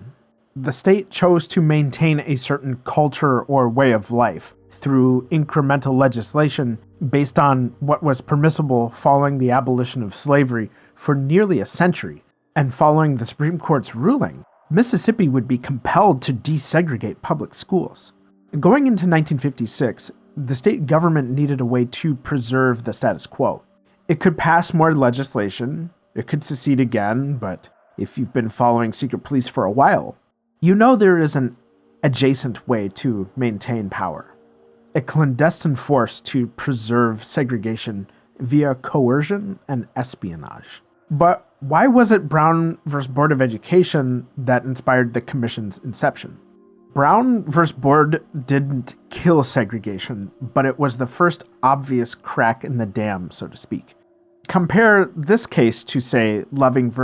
Virginia, which ruled that state bans on interracial marriage were unconstitutional, but that wouldn't be decided until years later in 1967. On January 17, 1967, James Coleman took the oath of office as Mississippi's governor. According to author Yasuhiro Katagiri, during his inauguration speech, Coleman said, quote, "I say to this audience that I have not the slightest fear that 4 years hence, when my successor stands on this same spot to assume his official oath, the separation of the races in Mississippi will be left intact and will still be in full force and effect in exactly the same manner and form as we know it today." End quote. Several bills and resolutions swept through the legislative session initiated that January. Among them were several segregation proposals brought by a body called the Legal Education Advisory Committee, or LEAC. This committee was created with the express purpose of crafting certain types of bills. In fact, the previous year, LEAC made recommendations for a state agency supported by taxpayer dollars with, quote, "permanent authority for maintenance of racial segregation," end quote. On March 20th, 1956, the House Speaker, Walter Sillars, and at least 50 other state representatives introduced House Bill number 880 to create an executive branch agency, the Mississippi State Sovereignty Commission. Section 5 of the bill reads, quote, "It shall be the duty of the Commission to do and perform any and all acts and things deemed necessary and proper to protect the sovereignty of the state of Mississippi and her sister states from encroachment thereon by the federal government, and to resist the usurpation of the rights and powers reserved to this state and our sister states by the federal government or any branch, department, or agency thereof." End quote. Federal encroachment and states' rights. The debate between a powerful central government or more powerful state governments is like an age-old American conflict. Never do the words segregation nor integration appear in the bill, and so was laid the statutory foundation for what Katagiri describes as a watchdog group. Section 6 provided the Commission with the authority to cooperate with persons and organizations within and outside of Mississippi, including other states, to further accomplish its mission. Section 13 provided the Commission with expanded funds if necessary, and the last couple sections stipulate that if a part of the bill is found to be unconstitutional, it should not affect the other parts of the act. The Commission would be made up of 12 members: the Governor, Lieutenant Governor, House Speaker, and Attorney General. The Lieutenant Governor would appoint 2 members from the Senate, the Speaker 3 members from the House of Representatives, and the Governor would appoint 3 citizen members. Not everyone in the state legislature was on board with this bill. 23 House members voted against 880 for fear the Commission would be abused. 26 members abstained from voting, but 91 representatives voted to create SOVCOM, so the bill passed. And on March 29, 1956, Governor Coleman signed off on the bill, officially marking the birth of the Sovereignty Commission. The state legislature appropriated $250,000, or roughly $2.9 million in today's money, for 2 years to the Commission and abolished the previous leak group. Lieutenant Governor Carroll Garton, with his 2 picks from the Senate, selected William G. Bergen Jr. and Earl Evans Jr. Now, Senator Evans in particular brought investigative experience from his previous role as an FBI special agent before getting into state politics. The Commission met twice in May of 1956 and discussed the creation of a publicity office and the appointment of a full-time director. Governor Coleman appointed Representative Nay Gore, an attorney, as the agency's first director on a salary equivalent to about $82,000 in today's money. Hal DeSalle was selected as the public relations director. He was previously the editor of the Deer Creek Pilot, a paper from the small delta town of Rolling Fork, but he also served on Governor Coleman's campaign. Overall, the Sovereignty Commission operated within 2 distinct activities: public relations and investigations. Public relations were the methods by which the Commission got its message out to Mississippians and the wider American public.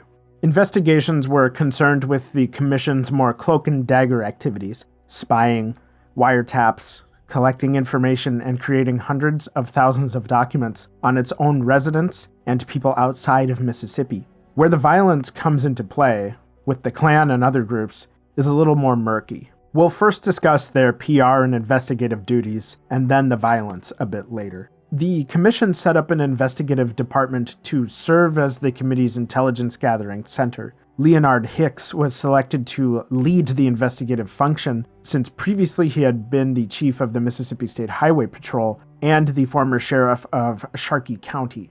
Early on, these guys were just trying to cobble together this agency. The Sovereignty Commission didn't quite reach its peak of espionage yet, but what it could do well was spread the message of segregation across the entire United States. They had a guy who knew exactly how to do this: Hal DeSalle. One thing the Sovereignty Commission had was a voice, not just eyes and ears. The Commission used various newspaper media outlets, films, snail mail campaigns, and even speakers to broadcast to the American public that segregation either wasn't what people thought it was, or wasn't so bad.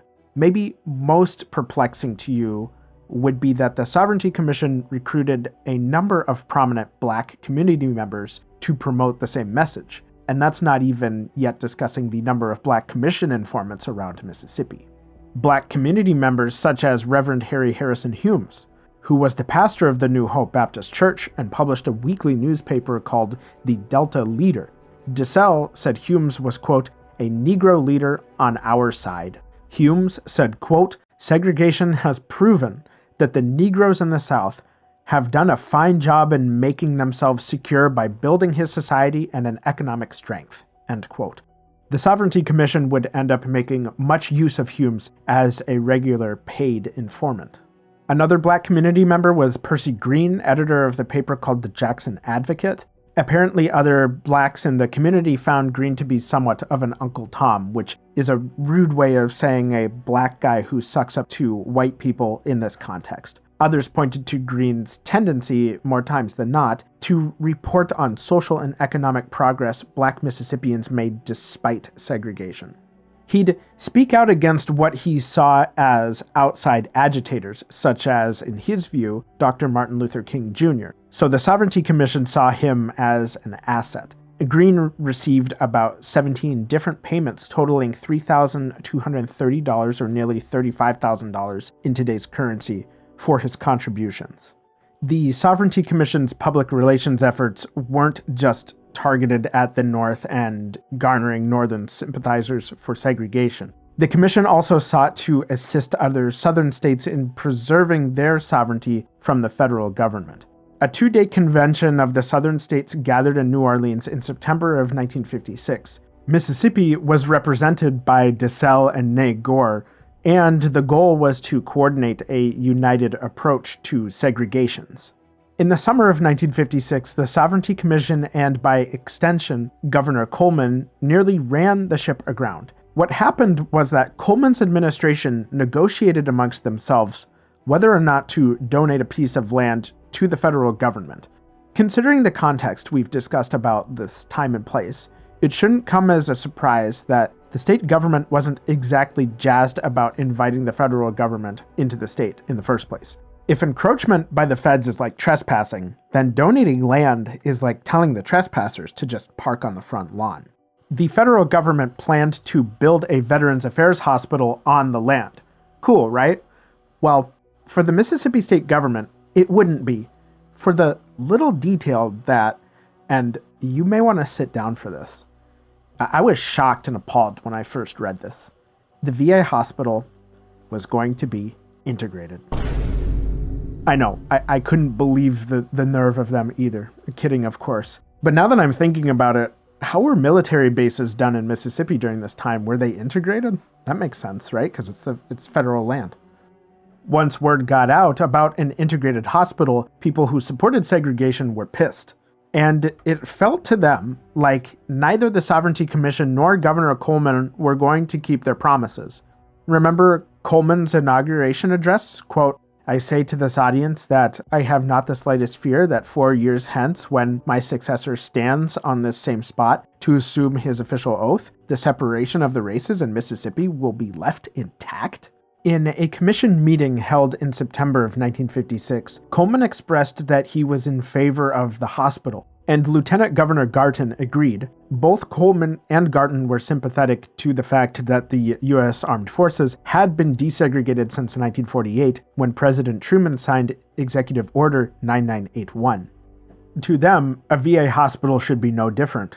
Garton posed the question before the commission, quote, how can the state of Mississippi say to a white veteran that you served with black soldiers in the army, but now we are going to deny you the hospital for the treatment that you need?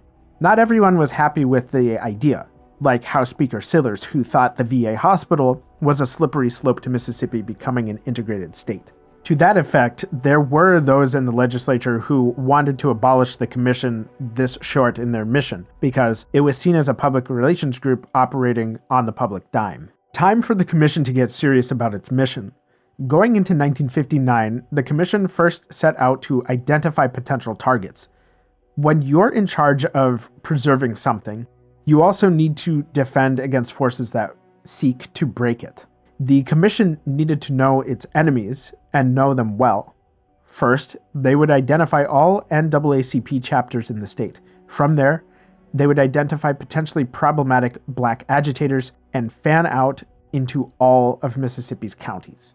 The commission continued to utilize black Mississippians opposed to the NAACP as informants and spies. I mean, it's pretty ironic, really, that the commission could basically only infiltrate the NAACP using black informants. If you're wondering why a black person would choose to do this, well, I don't have a satisfying answer for you, unfortunately. Katagiri wrote that, quote, "To be sure, though some of these black accomplices, for reasons best known only to themselves, were genuine in cooperating with the commission, others simply tried to curry favor with the authorities by appearing to be anti-NAACP."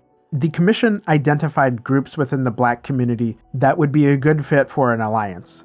They targeted black university professors because, in the commission's mind, black presidents could walk a fine line of serving their mostly black students and college community while also staying within the good graces of the majority white state bureaucracy that funded public education. Informants were either paid or unpaid, but necessary for the commission. I mean, you wouldn't have a white guy in blackface go into an all-black church without some uncomfortable questions. Are you a racist? And then you're outed as a spy. Somebody like the Reverend Henry Humes came in handy for spying on other black preachers and earning an average of $150 a month to do so. In January 1958, Humes died suddenly of a heart attack. DeSalle drove to Greenville, a small town in the Delta, to visit the deceased Humes' home. DeSalle went into the house, not paying much attention to the grieving family, and went through Humes' papers. DeSalle then took off with any and all documents related to the Sovereignty Commission. He did send flowers on the day of the funeral. In October of 1958, the commission hired former FBI agent Zach J. Van Landingham, the second investigator and counterpart to Leonard Hicks. Van Landingham was previously J. Edgar Hoover's administrative assistant and brought a particular methodology to the commission. Van Landingham first created a filing system and organized this by 13 different categories: race agitators, integration organizations, school integration, 2 categories for civil rights, 1 for elections and another for violence, miscellaneous, inquiry concerning, 3 administrative categories: office, personnel, informants, publicity, general, criminal cases, speeches, and subversion. Each document would have at least 2 copies. I should also note that on occasion the governor would ask an informant to perform a specific task, and those deliberately had no paper trail. Any NAACP member that the commission took interest in, Van Landingham made sure they had the target's address, phone numbers, physical appearance, and date of birth. In many cases, the target's driver's license plate number would be collected by the commission, who would then distribute this information to state police or other entities. This was also done to people coming into Mississippi for certain events or meetings. You could visit Mississippi from out of state to see a friend who happens to be an outspoken black preacher, only for the commission to know your plates and tail you.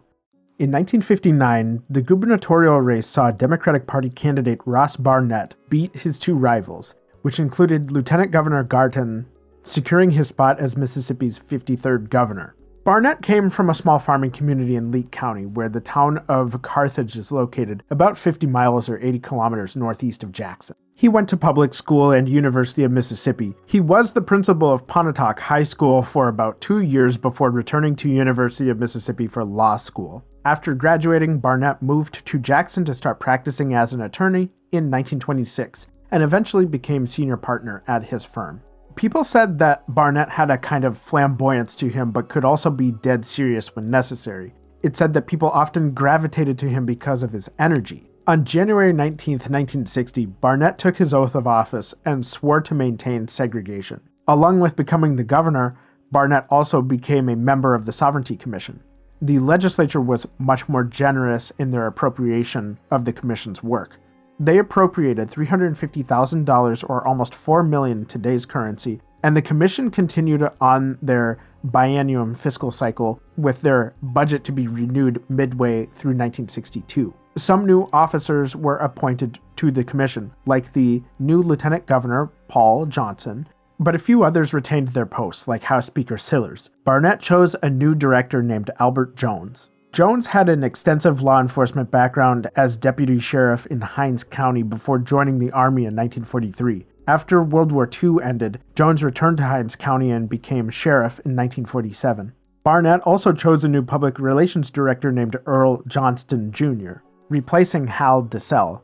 Barnett really took the commission to the next level. In addition to new appointments, they took on additional admin staff like researchers, accountants, people who could make the back-end bureaucracy function. When Barnett's commission met in May 1960, they spelled out their overall objectives as part of what they called, quote, Operation The Message from Mississippi. Their objectives were to, quote, 1. Take the offensive in spreading to the nation the real story of race relations in Mississippi. 2. Show by available media that the two races in Mississippi enjoy a mutual respect and understanding, even though socially and educationally segregated. 3. Prove that segregation is best for the dignity and progress of both races. 4. Change many existing attitudes about the attitude of white people towards Negroes. 5. To invite others in integrated states to join in on our crusade and have them recognize that usurpation by the federal government over states' rights in administration of schools is just a forerunner of usurpation in other fields. End quote.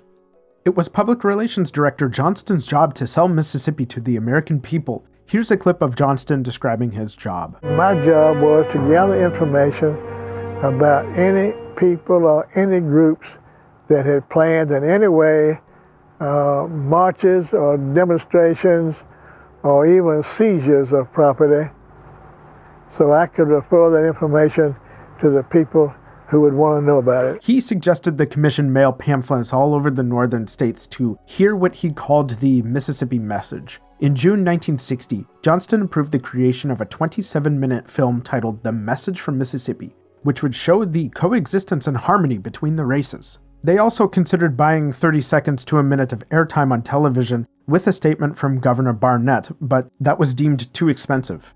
Could you imagine seeing something like that during the Super Bowl, an ad about segregation? Hello, I'm your governor, Ross Barnett, and I'm a really nice guy. Here at the Mississippi State Sovereignty Commission, we are dedicated to preserving our way of life. Folks in the North want you to believe that separation of the races is immoral or a relic of the past. They want you to believe that it's okay to love and marry somebody of a different race or to share a meal with them. Are you shaking in your boots right now? Me too. We'll have none of that here. But don't worry, because we, the Commission, are here to make sure you never have to see such nonsense. The Sovereignty Commission is your 24/7 watchdog to keep you, your values, and your family safe. Just listen to these reviews from our satisfied citizens. My name is Tom, and one time I saw my white neighbor canoodling with a black woman. I called up the Sovereignty Commission and they came on down here and took care of that real quick. My name is Jane, and I saw a group of them hanging around the local grocery, just standing there not doing nothing. But thanks to the Sovereignty Commission, now I can shop with peace of mind. My name is Dr. Reggie Reeves, and as a black segregationist, I can't tell those northern folks enough how much my people benefit from segregation. Hello, Ross Barnett here again, your governor, and a really super duper nice guy. You heard it from our very own citizens. What's not to believe? So get your ass down here to Jackson and see for yourself the tireless efforts of our dedicated commission. Segregate? More like segregate. Thank you for your time. I'm your governor, Ross Barnett, and I'm a really, really nice guy. Wow. I should be a lot more discerning in the future about who I let do sponsored ads here. Ultimately, the commission didn't run ads because it was too expensive, but Johnston did use the materials provided by black college-educated Mississippians to craft a message to sell segregation. The message would be disseminated by the commission's Speaker Bureau. On August 9, 1960, the state circuit judge named Oscar Barnett, the governor's cousin, made the case for segregation before 200 people in Pipestone, Minnesota, and this was broadcast to a wider audience via the local radio station. Pipestone, by the way, is 3.5 hours south of me. It's closer to Sioux Falls, actually. It's a small town with a beautiful landscape. William McCain, president of University of Southern Mississippi, gave a speech at the Pro-American Forum in Chicago. The source says the Pro-American Forum, but I couldn't find any other details about this group. Other Mississippi state representatives spoke in Charles City, Iowa, another in New York, one representative spoke during a Rotary Club meeting in Lorain, Ohio, and, according to Katagiri, quote, they asserted that black Mississippians preferred racial separation. Some black Mississippians volunteered for the Speaker Bureau, like J.W. Jones, who was receiving payments by the commission, by the way, who wrote that, quote, we Negroes, who are enjoying the system of segregation here in the state of Mississippi, should give every ounce of our support to the program, end quote. In June 1961, a black man named Joseph F. Albright volunteered for the Sovereignty Commission as an informant. He lived in El Paso, Texas, and Chicago before moving to Mississippi, whereupon he volunteered for the commission. Albright cleared a background check, and the commission offered to pay him nearly $700 between June and September to travel and spread the segregation message. In October 1961, Albright spoke to roughly 250 students at Columbia University in New York City. Albright criticized the Freedom Ride campaign as a, quote, needless, useless, unwarranted intrusion.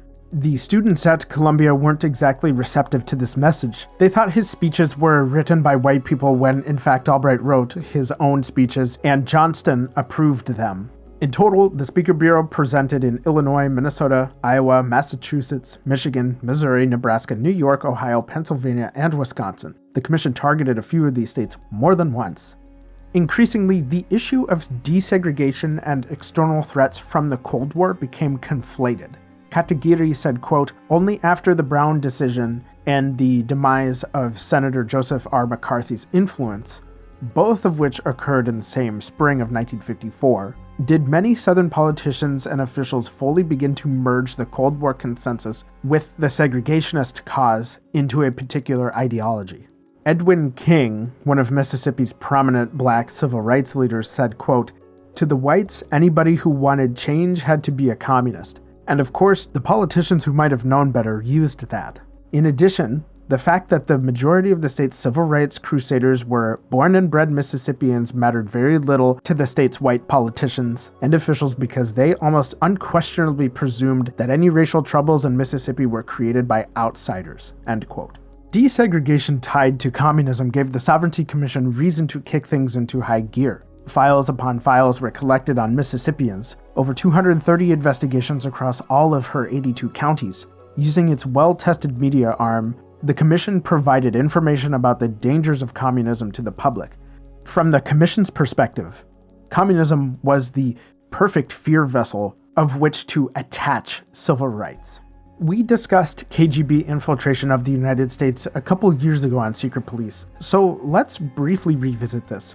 Racial tensions in the United States culminated in the Civil Rights Movement, which sought to eliminate legalized institutional racial segregation, discrimination, and disenfranchisement of black Americans. The KGB licked its lips and rubbed its paws together at the opportunity to exploit these tensions. Operation Pandora was meant to spark a race war that would tear the United States apart, leaving the Soviet Union as the sole global hegemon. The KGB were not providing support out of a sense of altruism, solidarity, or care for black people. The KGB saw race relations in the US as an opportunity to rock our boat and sow division. Take, for example, when in 1957, the Arkansas governor Orville Faubus ordered National Guard troops to block the entry of 9 black students to Central High School in Little Rock. The event made headlines around the world. A Soviet headline said, "Troops march against children." Others called American democracy a facade. African nations were not impressed. The KGB played a bigger role in escalating racial tensions in the US. Historian Christopher Andrew and defected KGB agent Vasily Mitrokhin demonstrate in their book called The Sword and the Shield that MLK was probably one of the few people in the US to be sought after by both the FBI and the KGB, and as it turns out, he was also spied on by the Sovereignty Commission. The KGB wanted King to frame his movement as a stance against American imperialism, but King consistently spoke of civil rights as necessary to the fulfillment of the American dream. Frustrated with King, the KGB tried to frame him as a puppet of the federal government in an attempt to pacify the civil rights movement and thus reduce the risk of or eliminate the need for civil rights legislation. The FBI had their own approach to King, but that's a tale for another time. Basically, King's style and message didn't work for the KGB because they wanted racial tensions amplified to mass violence. Another and much more murky aspect of this is the KGB's infiltration of the Ku Klux Klan and the Black Panthers. The sources on this topic are far and few between, but each point to more KGB involvement with the Panthers, which I speculate may have been easier for the KGB since they generally had leftist ideology in common. Evidence of KGB interaction with the Klan appears more elusive. You know who did know stuff about the Klan? The Sovereignty Commission. From what I can tell, the Klan operated independently from the Commission. In fact, the Klan was at times a thorn in the Commission's side. See, going into the mid-1960s, different groups formed to oppose civil rights and take the law into their own hands. We already discussed the Klan, but another group that sprung up in the town of Natchez in the Delta was a chapter of the Americans for the Preservation of the White Race, or the APWR. Members of the APWR committed murders in Mississippi, which we will get into in a moment. However, the Klan also increasingly enfolded themselves into the APWR while continuing to perpetrate terrors across the state. What exactly was the relationship between the Klan and other terrorist groups? Well, we can start with the relationship between the Klan and the Commission, which stems from the Sovereignty Commission's information pipeline that it operated. Agents and informants collected information on potential hotspots for civil rights activism and the interactions of specific individuals. The information would be documented, and if necessary, local law enforcement would be alerted to the potential trouble. From there, the information could, and oftentimes did, make its way into the hands of individuals involved in the Klan or the APWR. I want to make it clear that from what I can tell, the Sovereignty Commission didn't issue orders to Klansmen to carry out attacks.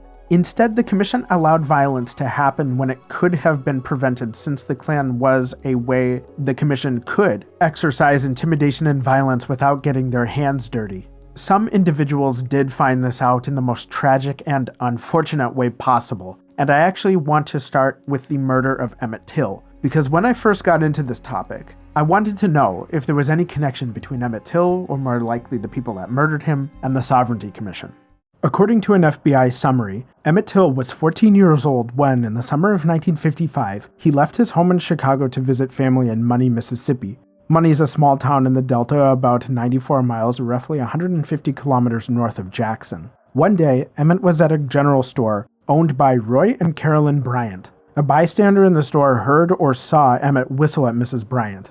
Sometime on August 28, 1955, Emmett was kidnapped and later found at the bottom of the Tallahatchie River. The autopsy revealed that Emmett had been severely beaten before being shot in the head. A 75-pound cotton gin fan was tied to his neck with barbed wire before the body was dumped into the river. A cotton gin fan, by the way, is a part of the machine that helps dry the cotton, and images of the fan found with Emmett's body looks to be the size of a car wheel. By the time the body was found, Emmett was so disfigured and swollen, having spent 3 days submerged in the river. Roy Bryant, the store owner, and his half-brother John William Millam were accused of the murder and put on trial, and the jury acquitted both men. Now, in the United States, we cannot be prosecuted for the same crime twice per the double jeopardy clause of the Fifth Amendment. That's important for the next part, which is that Bryant and Millam confessed to the murder in an article of Look magazine in 1956. No other individuals were ever identified as being involved in the murder. J.W. Millam died in 1980 and Bryant died in 1994, but in 2005, Emmett's body was exhumed for another autopsy as part of a renewed investigation by the FBI to determine if others were involved. Now, involvement by the Sovereignty Commission would have been impossible since the murder and trial predate the commission itself. However, the Mississippi Department of Archives and History keep a database where you can search people's names and if they appear in the archive. The database will return any documents that the commission kept on that person. I've provided a link to this database in the episode description. I'm guessing most of you listening live outside Mississippi, or you could try searching for somebody we probably have all heard of, Martin Luther King Jr. As of March 2025, there are almost 600 documents associated with his name. I also searched for Roy Bryant and John William Millam. Millam doesn't appear to have any records, but Bryant has 3. The first is a clipping from a newspaper dealing the desegregation of a high school in West Point, Mississippi. Towards the end of the article, a man named Billy Wilson is named as somebody who bragged about being involved in Emmett Till's murder. The article goes on to explain that Wilson's then current wife was the ex-wife of Roy Bryant, who the article describes as, quote, one of the self-confessed but legally acquitted killers, end quote. The other two records include another news article and then a record of homicides in Tallahatchie County, which lists Emmett Till as killed by J.W. Millam and Roy Bryant, stamped by the Sovereignty Commission on October 15th of 1958. I highly recommend looking at this database, especially if you think you might have a connection to somebody who might be listed in the Commission's old documents. One very troubling thing to me is there was a sign near the Tallahatchie River that marked where Emmett's body was found. It had to be replaced in 1968 when it was riddled with bullets. Oh wait, that didn't happen in 1968. The Emmett Till Memorial Commission placed a couple signs near the river in 2007.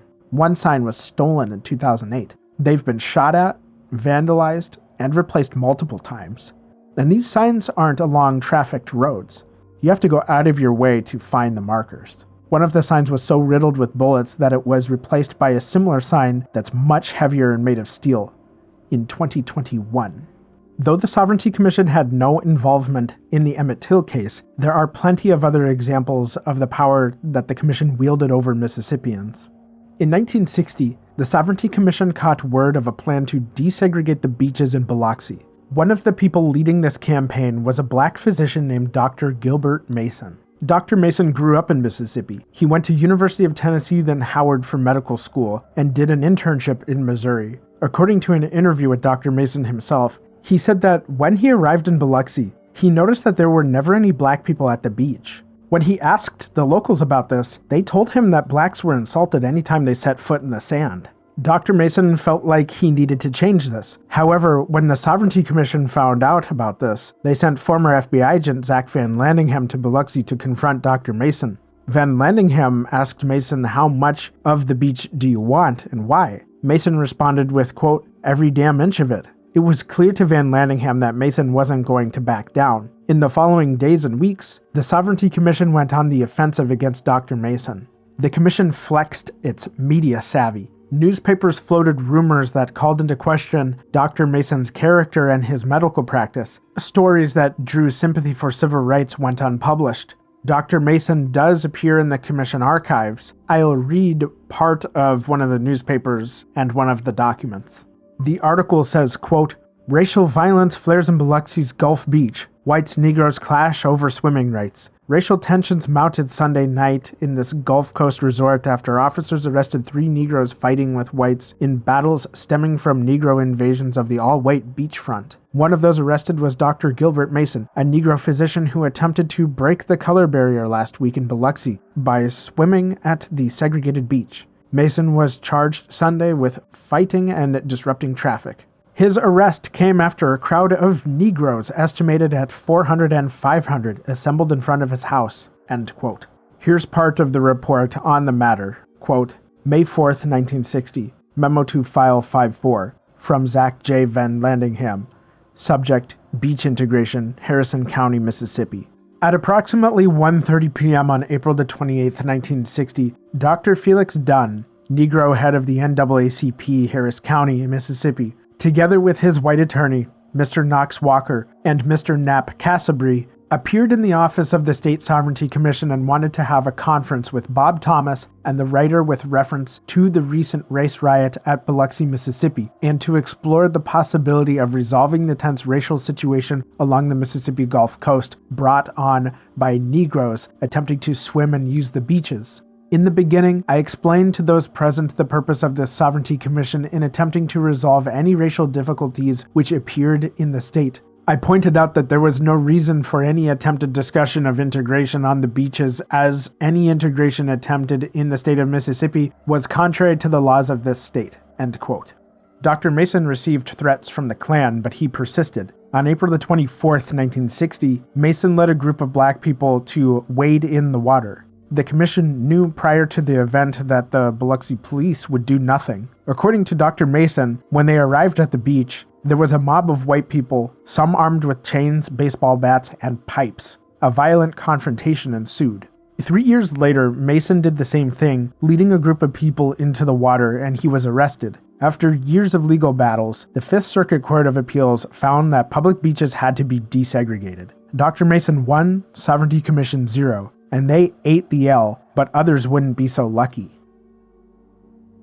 Horace Germany was a white preacher in the Church of God. He was from a rural community in the town of Decatur in Newton County. Germany came under the microscope of the Sovereignty Commission because, for one, he wanted to build a school specifically to train future Church of God ministers who happened to be black, but also because Reverend Germany was race mixing in his personal life. By that, I mean he invited black community members into his home, spent time with them, treated them like human beings.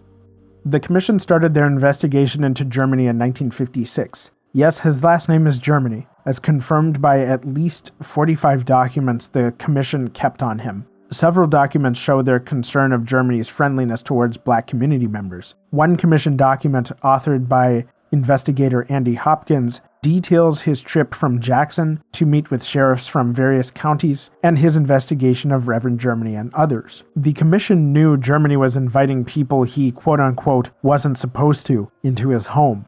So when investigators arrived at Germany's farm, they took down the license plate numbers of each car. They placed an agent to tail Germany and read his mail. Here's the synopsis from the Sovereignty Commission's case report on Germany. Quote, "The writer received a public service call from Chief L.C. Hicks of the Sovereignty Commission requesting him to assist him in an investigation of Reverend Horace W. Germany of Decatur, Mississippi. Chief Hicks had information from a confidential informant who is a Church of God preacher at Decatur and who came to that section of the country from Anderson, Indiana. Reverend Germany is accused of associating with Negroes, having Negroes in his home for meals, and also having Negroes spending the night at his home and being an entertainer of Negroes in general." End quote.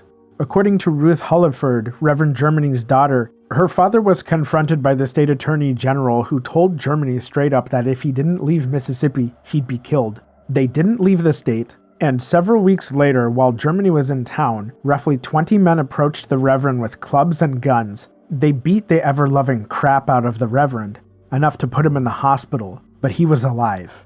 Germany eventually made a full recovery, not counting the psychological trauma and the few missing teeth, but he got the message. Fearing for their lives, the Germanys relocated to Texas, where he was able to start that school for Black Church of God preachers. Again, Germany may have gotten the shit kicked out of him, but he was alive, and not everyone was so lucky. Medgar Evers was a civil rights activist and a field officer for the NAACP in Mississippi. He was also on the commission's shit list. Searching the commission's database, they have nearly 800 files with reference to Evers. I couldn't go through each of them, but the few that I did read, they refer to Evers as, quote, a race agitator. The commission tagged Evers as, in their view, a troublemaker as early as 1958. Evers also received death threats. Here is Evers describing one particular incident. I remember distinctly one individual calling with a pistol on the other end, and he hit the cylinder, and of course you could hear that it was a revolver. And he said, "This is for you." On June the 12th at around 12:30 a.m., Evers returned home from an NAACP meeting. When he stepped out of his car, the shot rang out. Evers collapsed on the ground. He tried to stagger towards his house, but never made it. Whoever shot him fled the scene, and Evers' wife was the first to find her husband laying in a pool of blood. He died on the way to the hospital. The investigation revealed that Evers had been shot with an Eddystone Enfield 1917 rifle. Fingerprints left on the rifle were those of a man named Byron Della Beckwith. Byron also has a file in the commission's database with 86 documents. Some of them are newspaper articles collected by the commission on Byron's mental state and criminal record. One document shows they tracked his residency status, home address, and employment. If the commission was anything, they were certainly thorough. However, they also received a letter from Byron. In the letter, Byron asked then-Governor Coleman if he could help, quote, rid this fair land of the disease of integration. He also claimed to be an expert marksman. So Byron was a real stable guy and really down for black people. But don't worry, the fingerprint evidence was pretty clear-cut and the jury convicted his ass of murder and he was sent to jail. No, wait a second. Byron was in 2 trials for the murder of Medgar Evers, and both ended in a hung jury, which means the jury couldn't make a decision on whether to convict or acquit. Again, I'm not a lawyer, but what I found is in a criminal trial, all members of a jury have to agree. So even if one person is like, well, Evers black, Byron white, therefore can't convict Byron and won't budge, then you have what's called a hung jury. Double jeopardy doesn't apply in cases such as these, so it's up to the prosecution if they want to pursue another trial. Byron Beckwith walked free until 1994, when his 71-year-old ass was extradited to Mississippi from where he was living near Chattanooga, Tennessee, and tried. In court, he argued that his rifle had been stolen from him. The jury didn't buy it, and they convicted Beckwith, and the judge sentenced him to life in prison. He appealed the case until his death in January of 2001. But why did two juries not convict Beckwith? An investigative reporter from Mississippi, Jerry Mitchell, obtained the Sovereignty Commission's files in 1989 when the American Civil Liberties Union, or ACLU, requested that the files be temporarily opened. He found that the Sovereignty Commission engaged in jury tampering in both murder trials. Beckwith's attorney asked an investigator of the Sovereignty Commission to conduct background checks on prospective jurors in order to reduce the risk of a conviction for his client. I found the document in the database and I will read part of it. Quote, title, Assisting Honorable Staney Sanders, defense attorney for Byron Della Beckwith, charged with murdering Medgar Evers, C/M, in checking the background of prospective jurors. Date of investigation, April 6th and 7th, 1964. Date of report, April 9th, 1964. Investigated by A. L. Hopkins, investigator. Typed by M. Rayfield.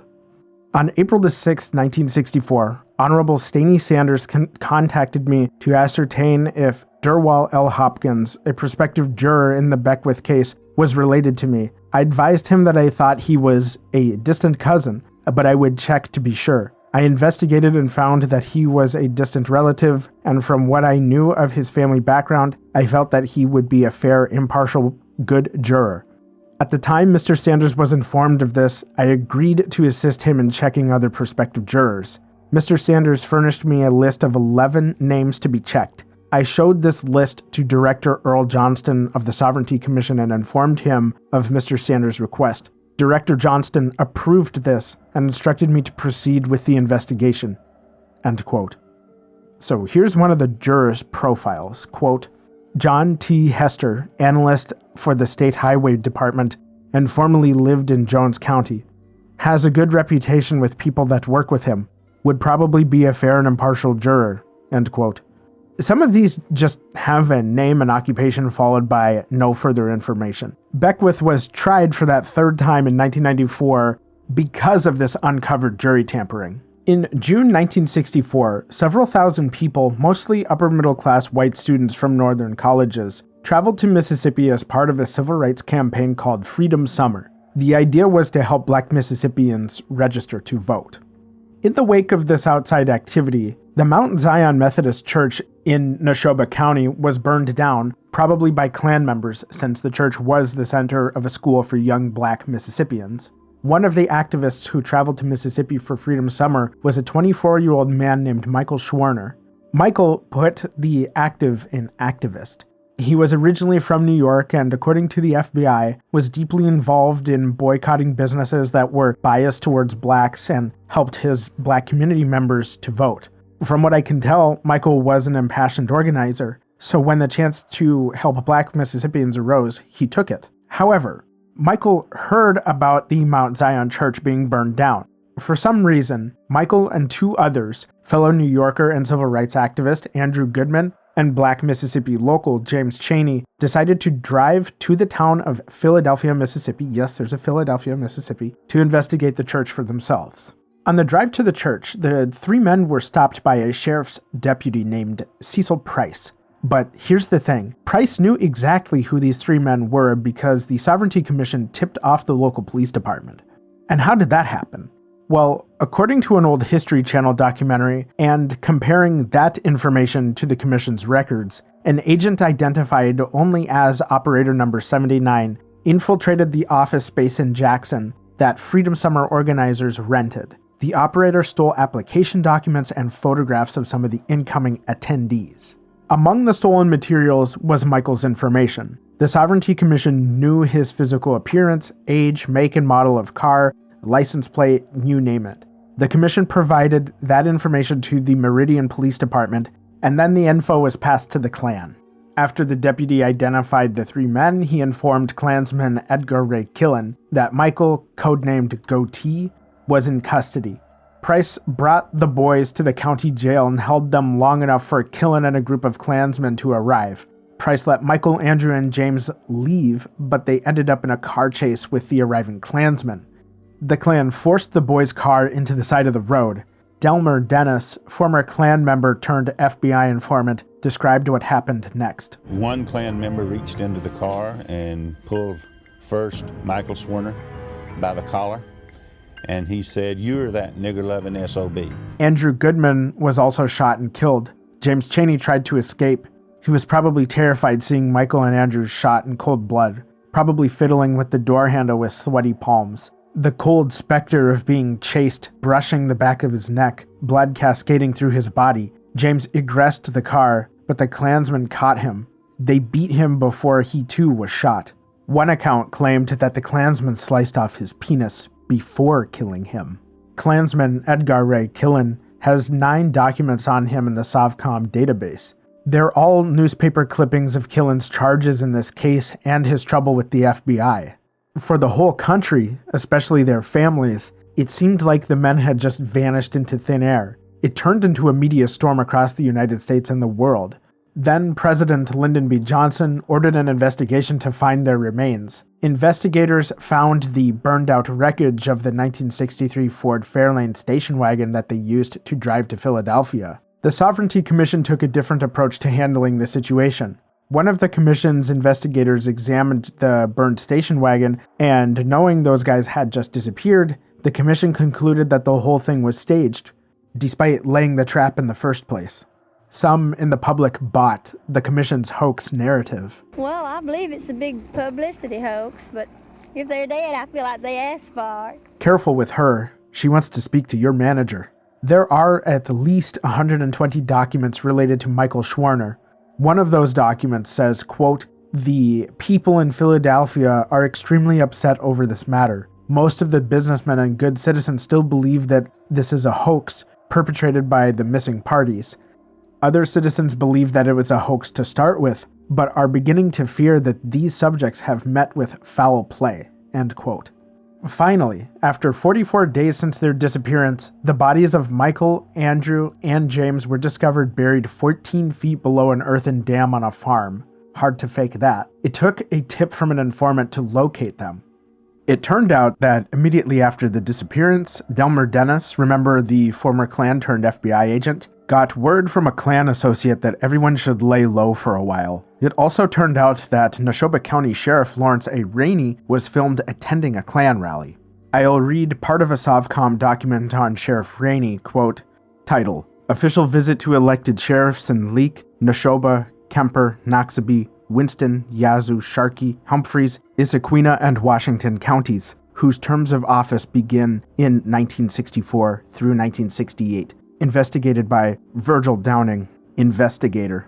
I was given a directive by Earl Johnston, director of the Sovereignty Commission, to contact the newly elected sheriffs of all counties mentioned in the above title. This investigator made a personal contact with the sheriff's departments of all counties mentioned in the above title and explained to these officials that the purpose of my visit was to offer to them the services of our investigative department and to assist them in any way regarding any trouble that might be created by the NAACP, CORE, or any subversive organizations that might come to their county for the purpose of creating trouble among the races. Sheriff Lawrence A. Rainey of Neshoba County was out of the county on official business. I contacted his wife, who is the office deputy, and furnished her with information regarding the purpose of my visit.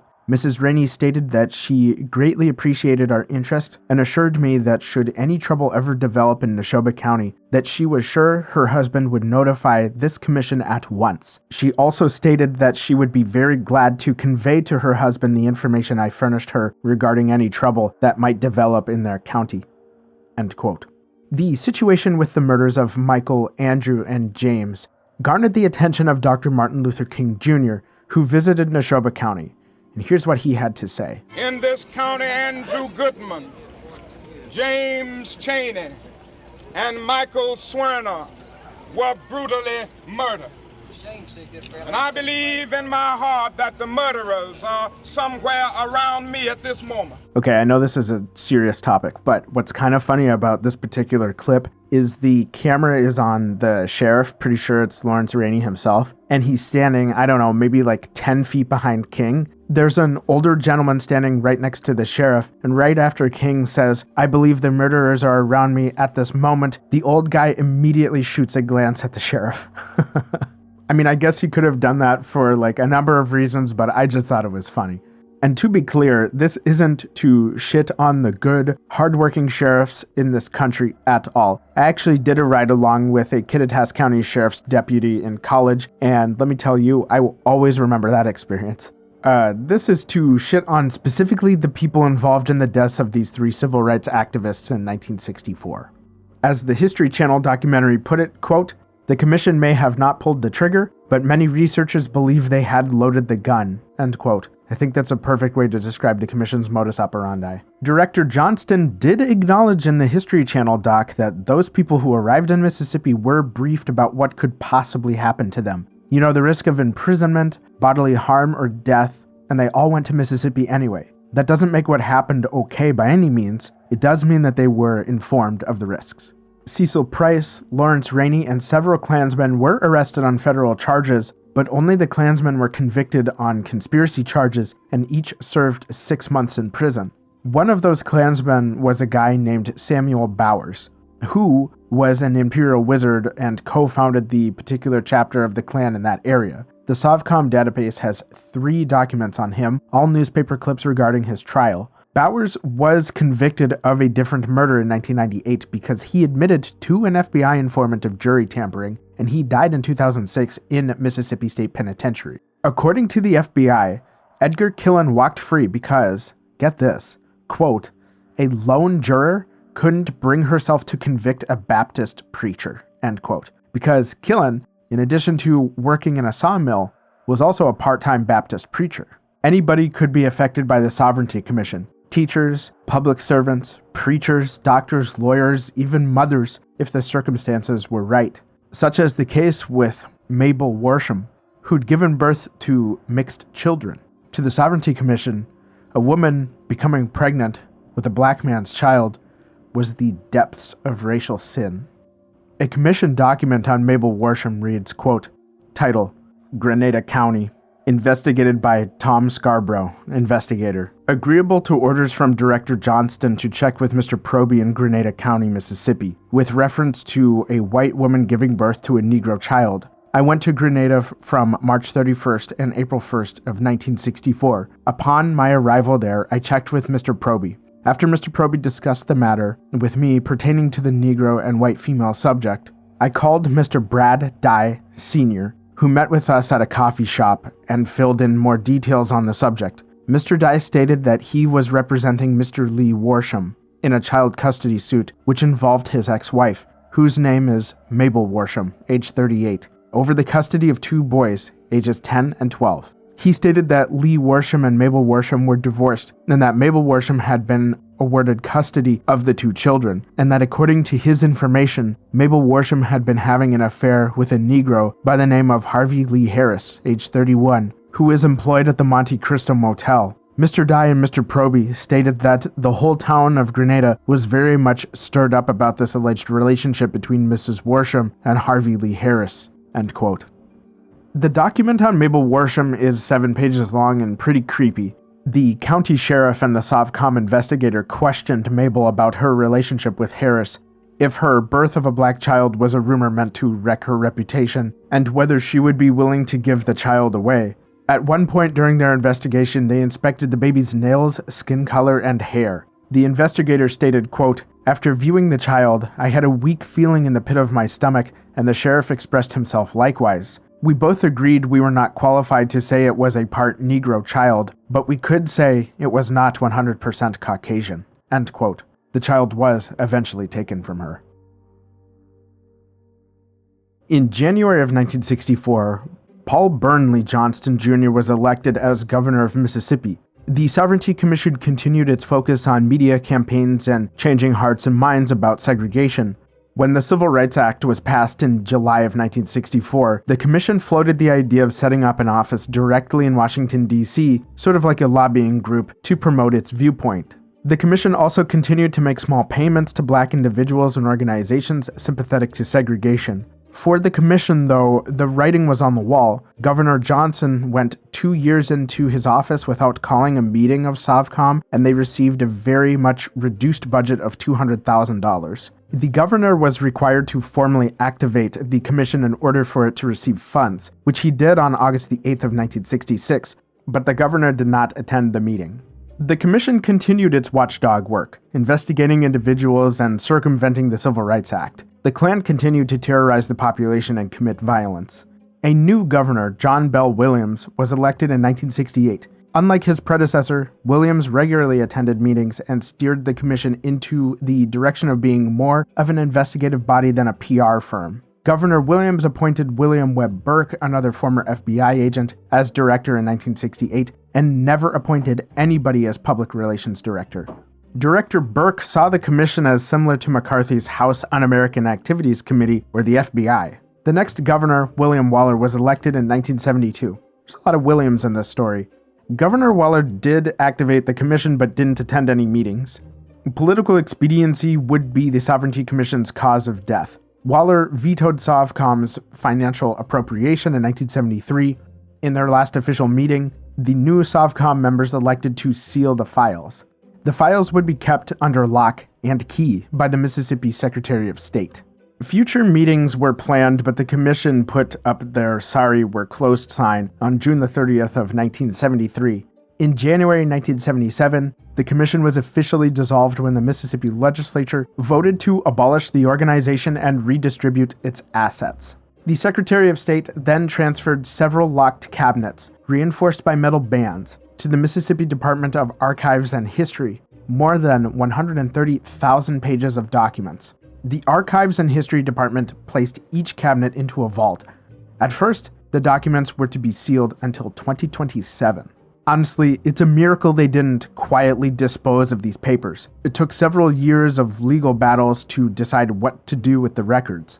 On March the 17th, 1998, the majority of the documents were unsealed to be viewed by the general public. I saw footage of people scanning a list of names just to discover their own. 2 subsequent releases completed the process. One on July the 31st of 2000, and the last on January 18th of 2001. The documents were digitized for public view at 3 terminals in the department library, and in late 2002, all the documents were placed online. In 2025, the Secret Police podcast got a look at the documents and reminded an international audience that this shit can happen here in America. The first link in the episode notes will direct you to the documents. And if anyone from the Mississippi Department of Archives and History ever listens to this, thank you for keeping those open and available.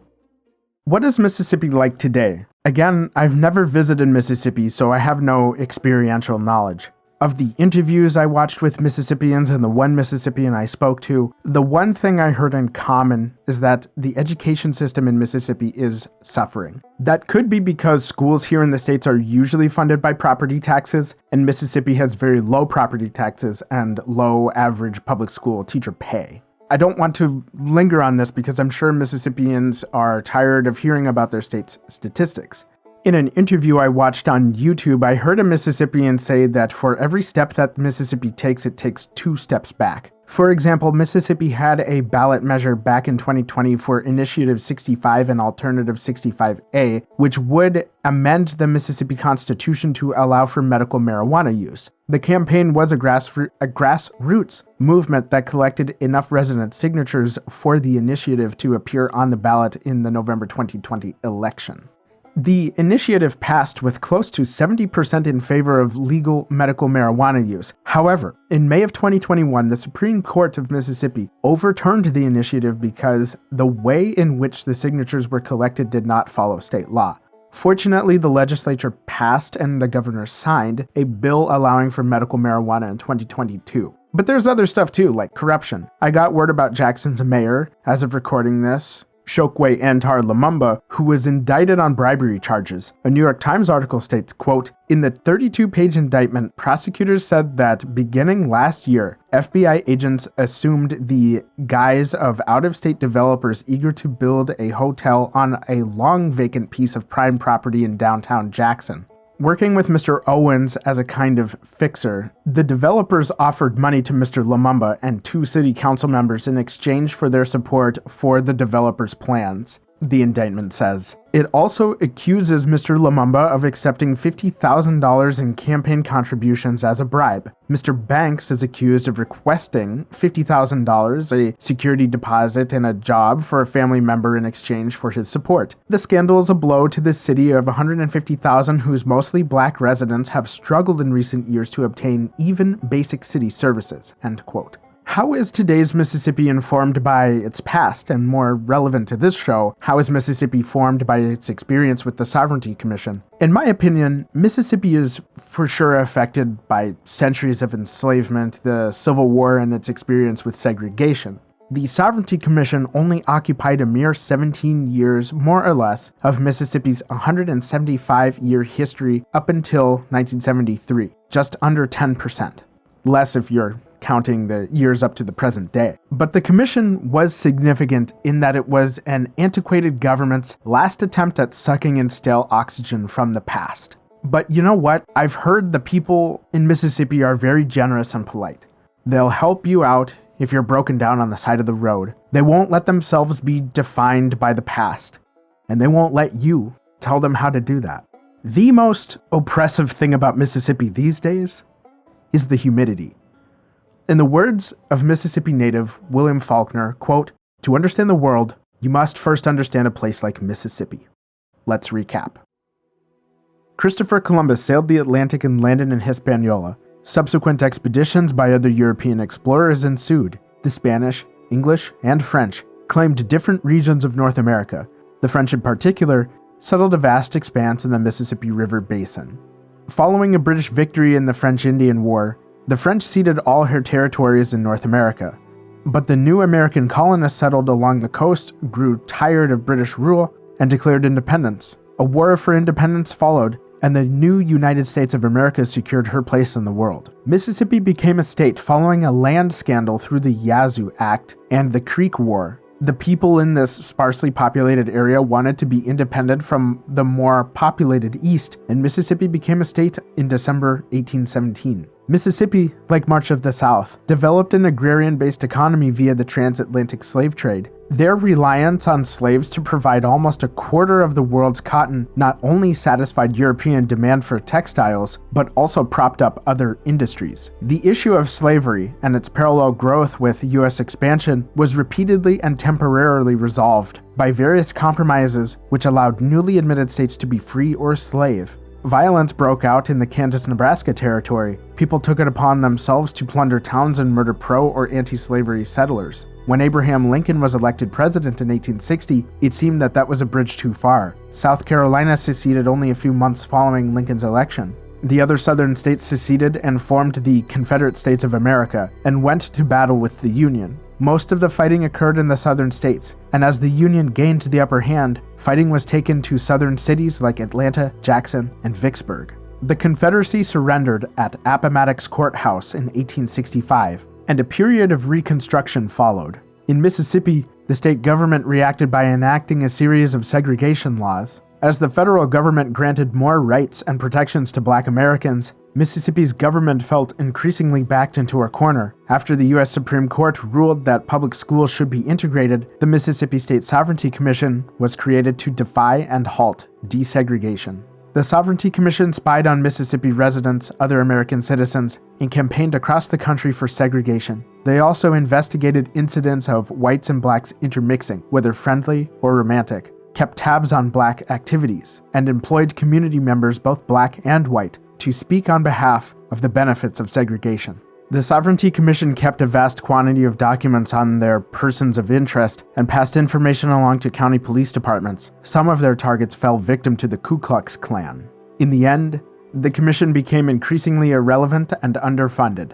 as the culture moved towards integration and the political willpower dwindled. The commission was closed in 1973 and officially dissolved in 1977. All their files were released in the early 2000s and are available to read online. In the next episode, we are heading back to Europe to initiate a new series on German secret police. We will explore the formation of the German state and meet the Prussian secret police. Then, on to Nazi Germany and the Gestapo, and then revisit the Cold War and the infamous East German Stasi.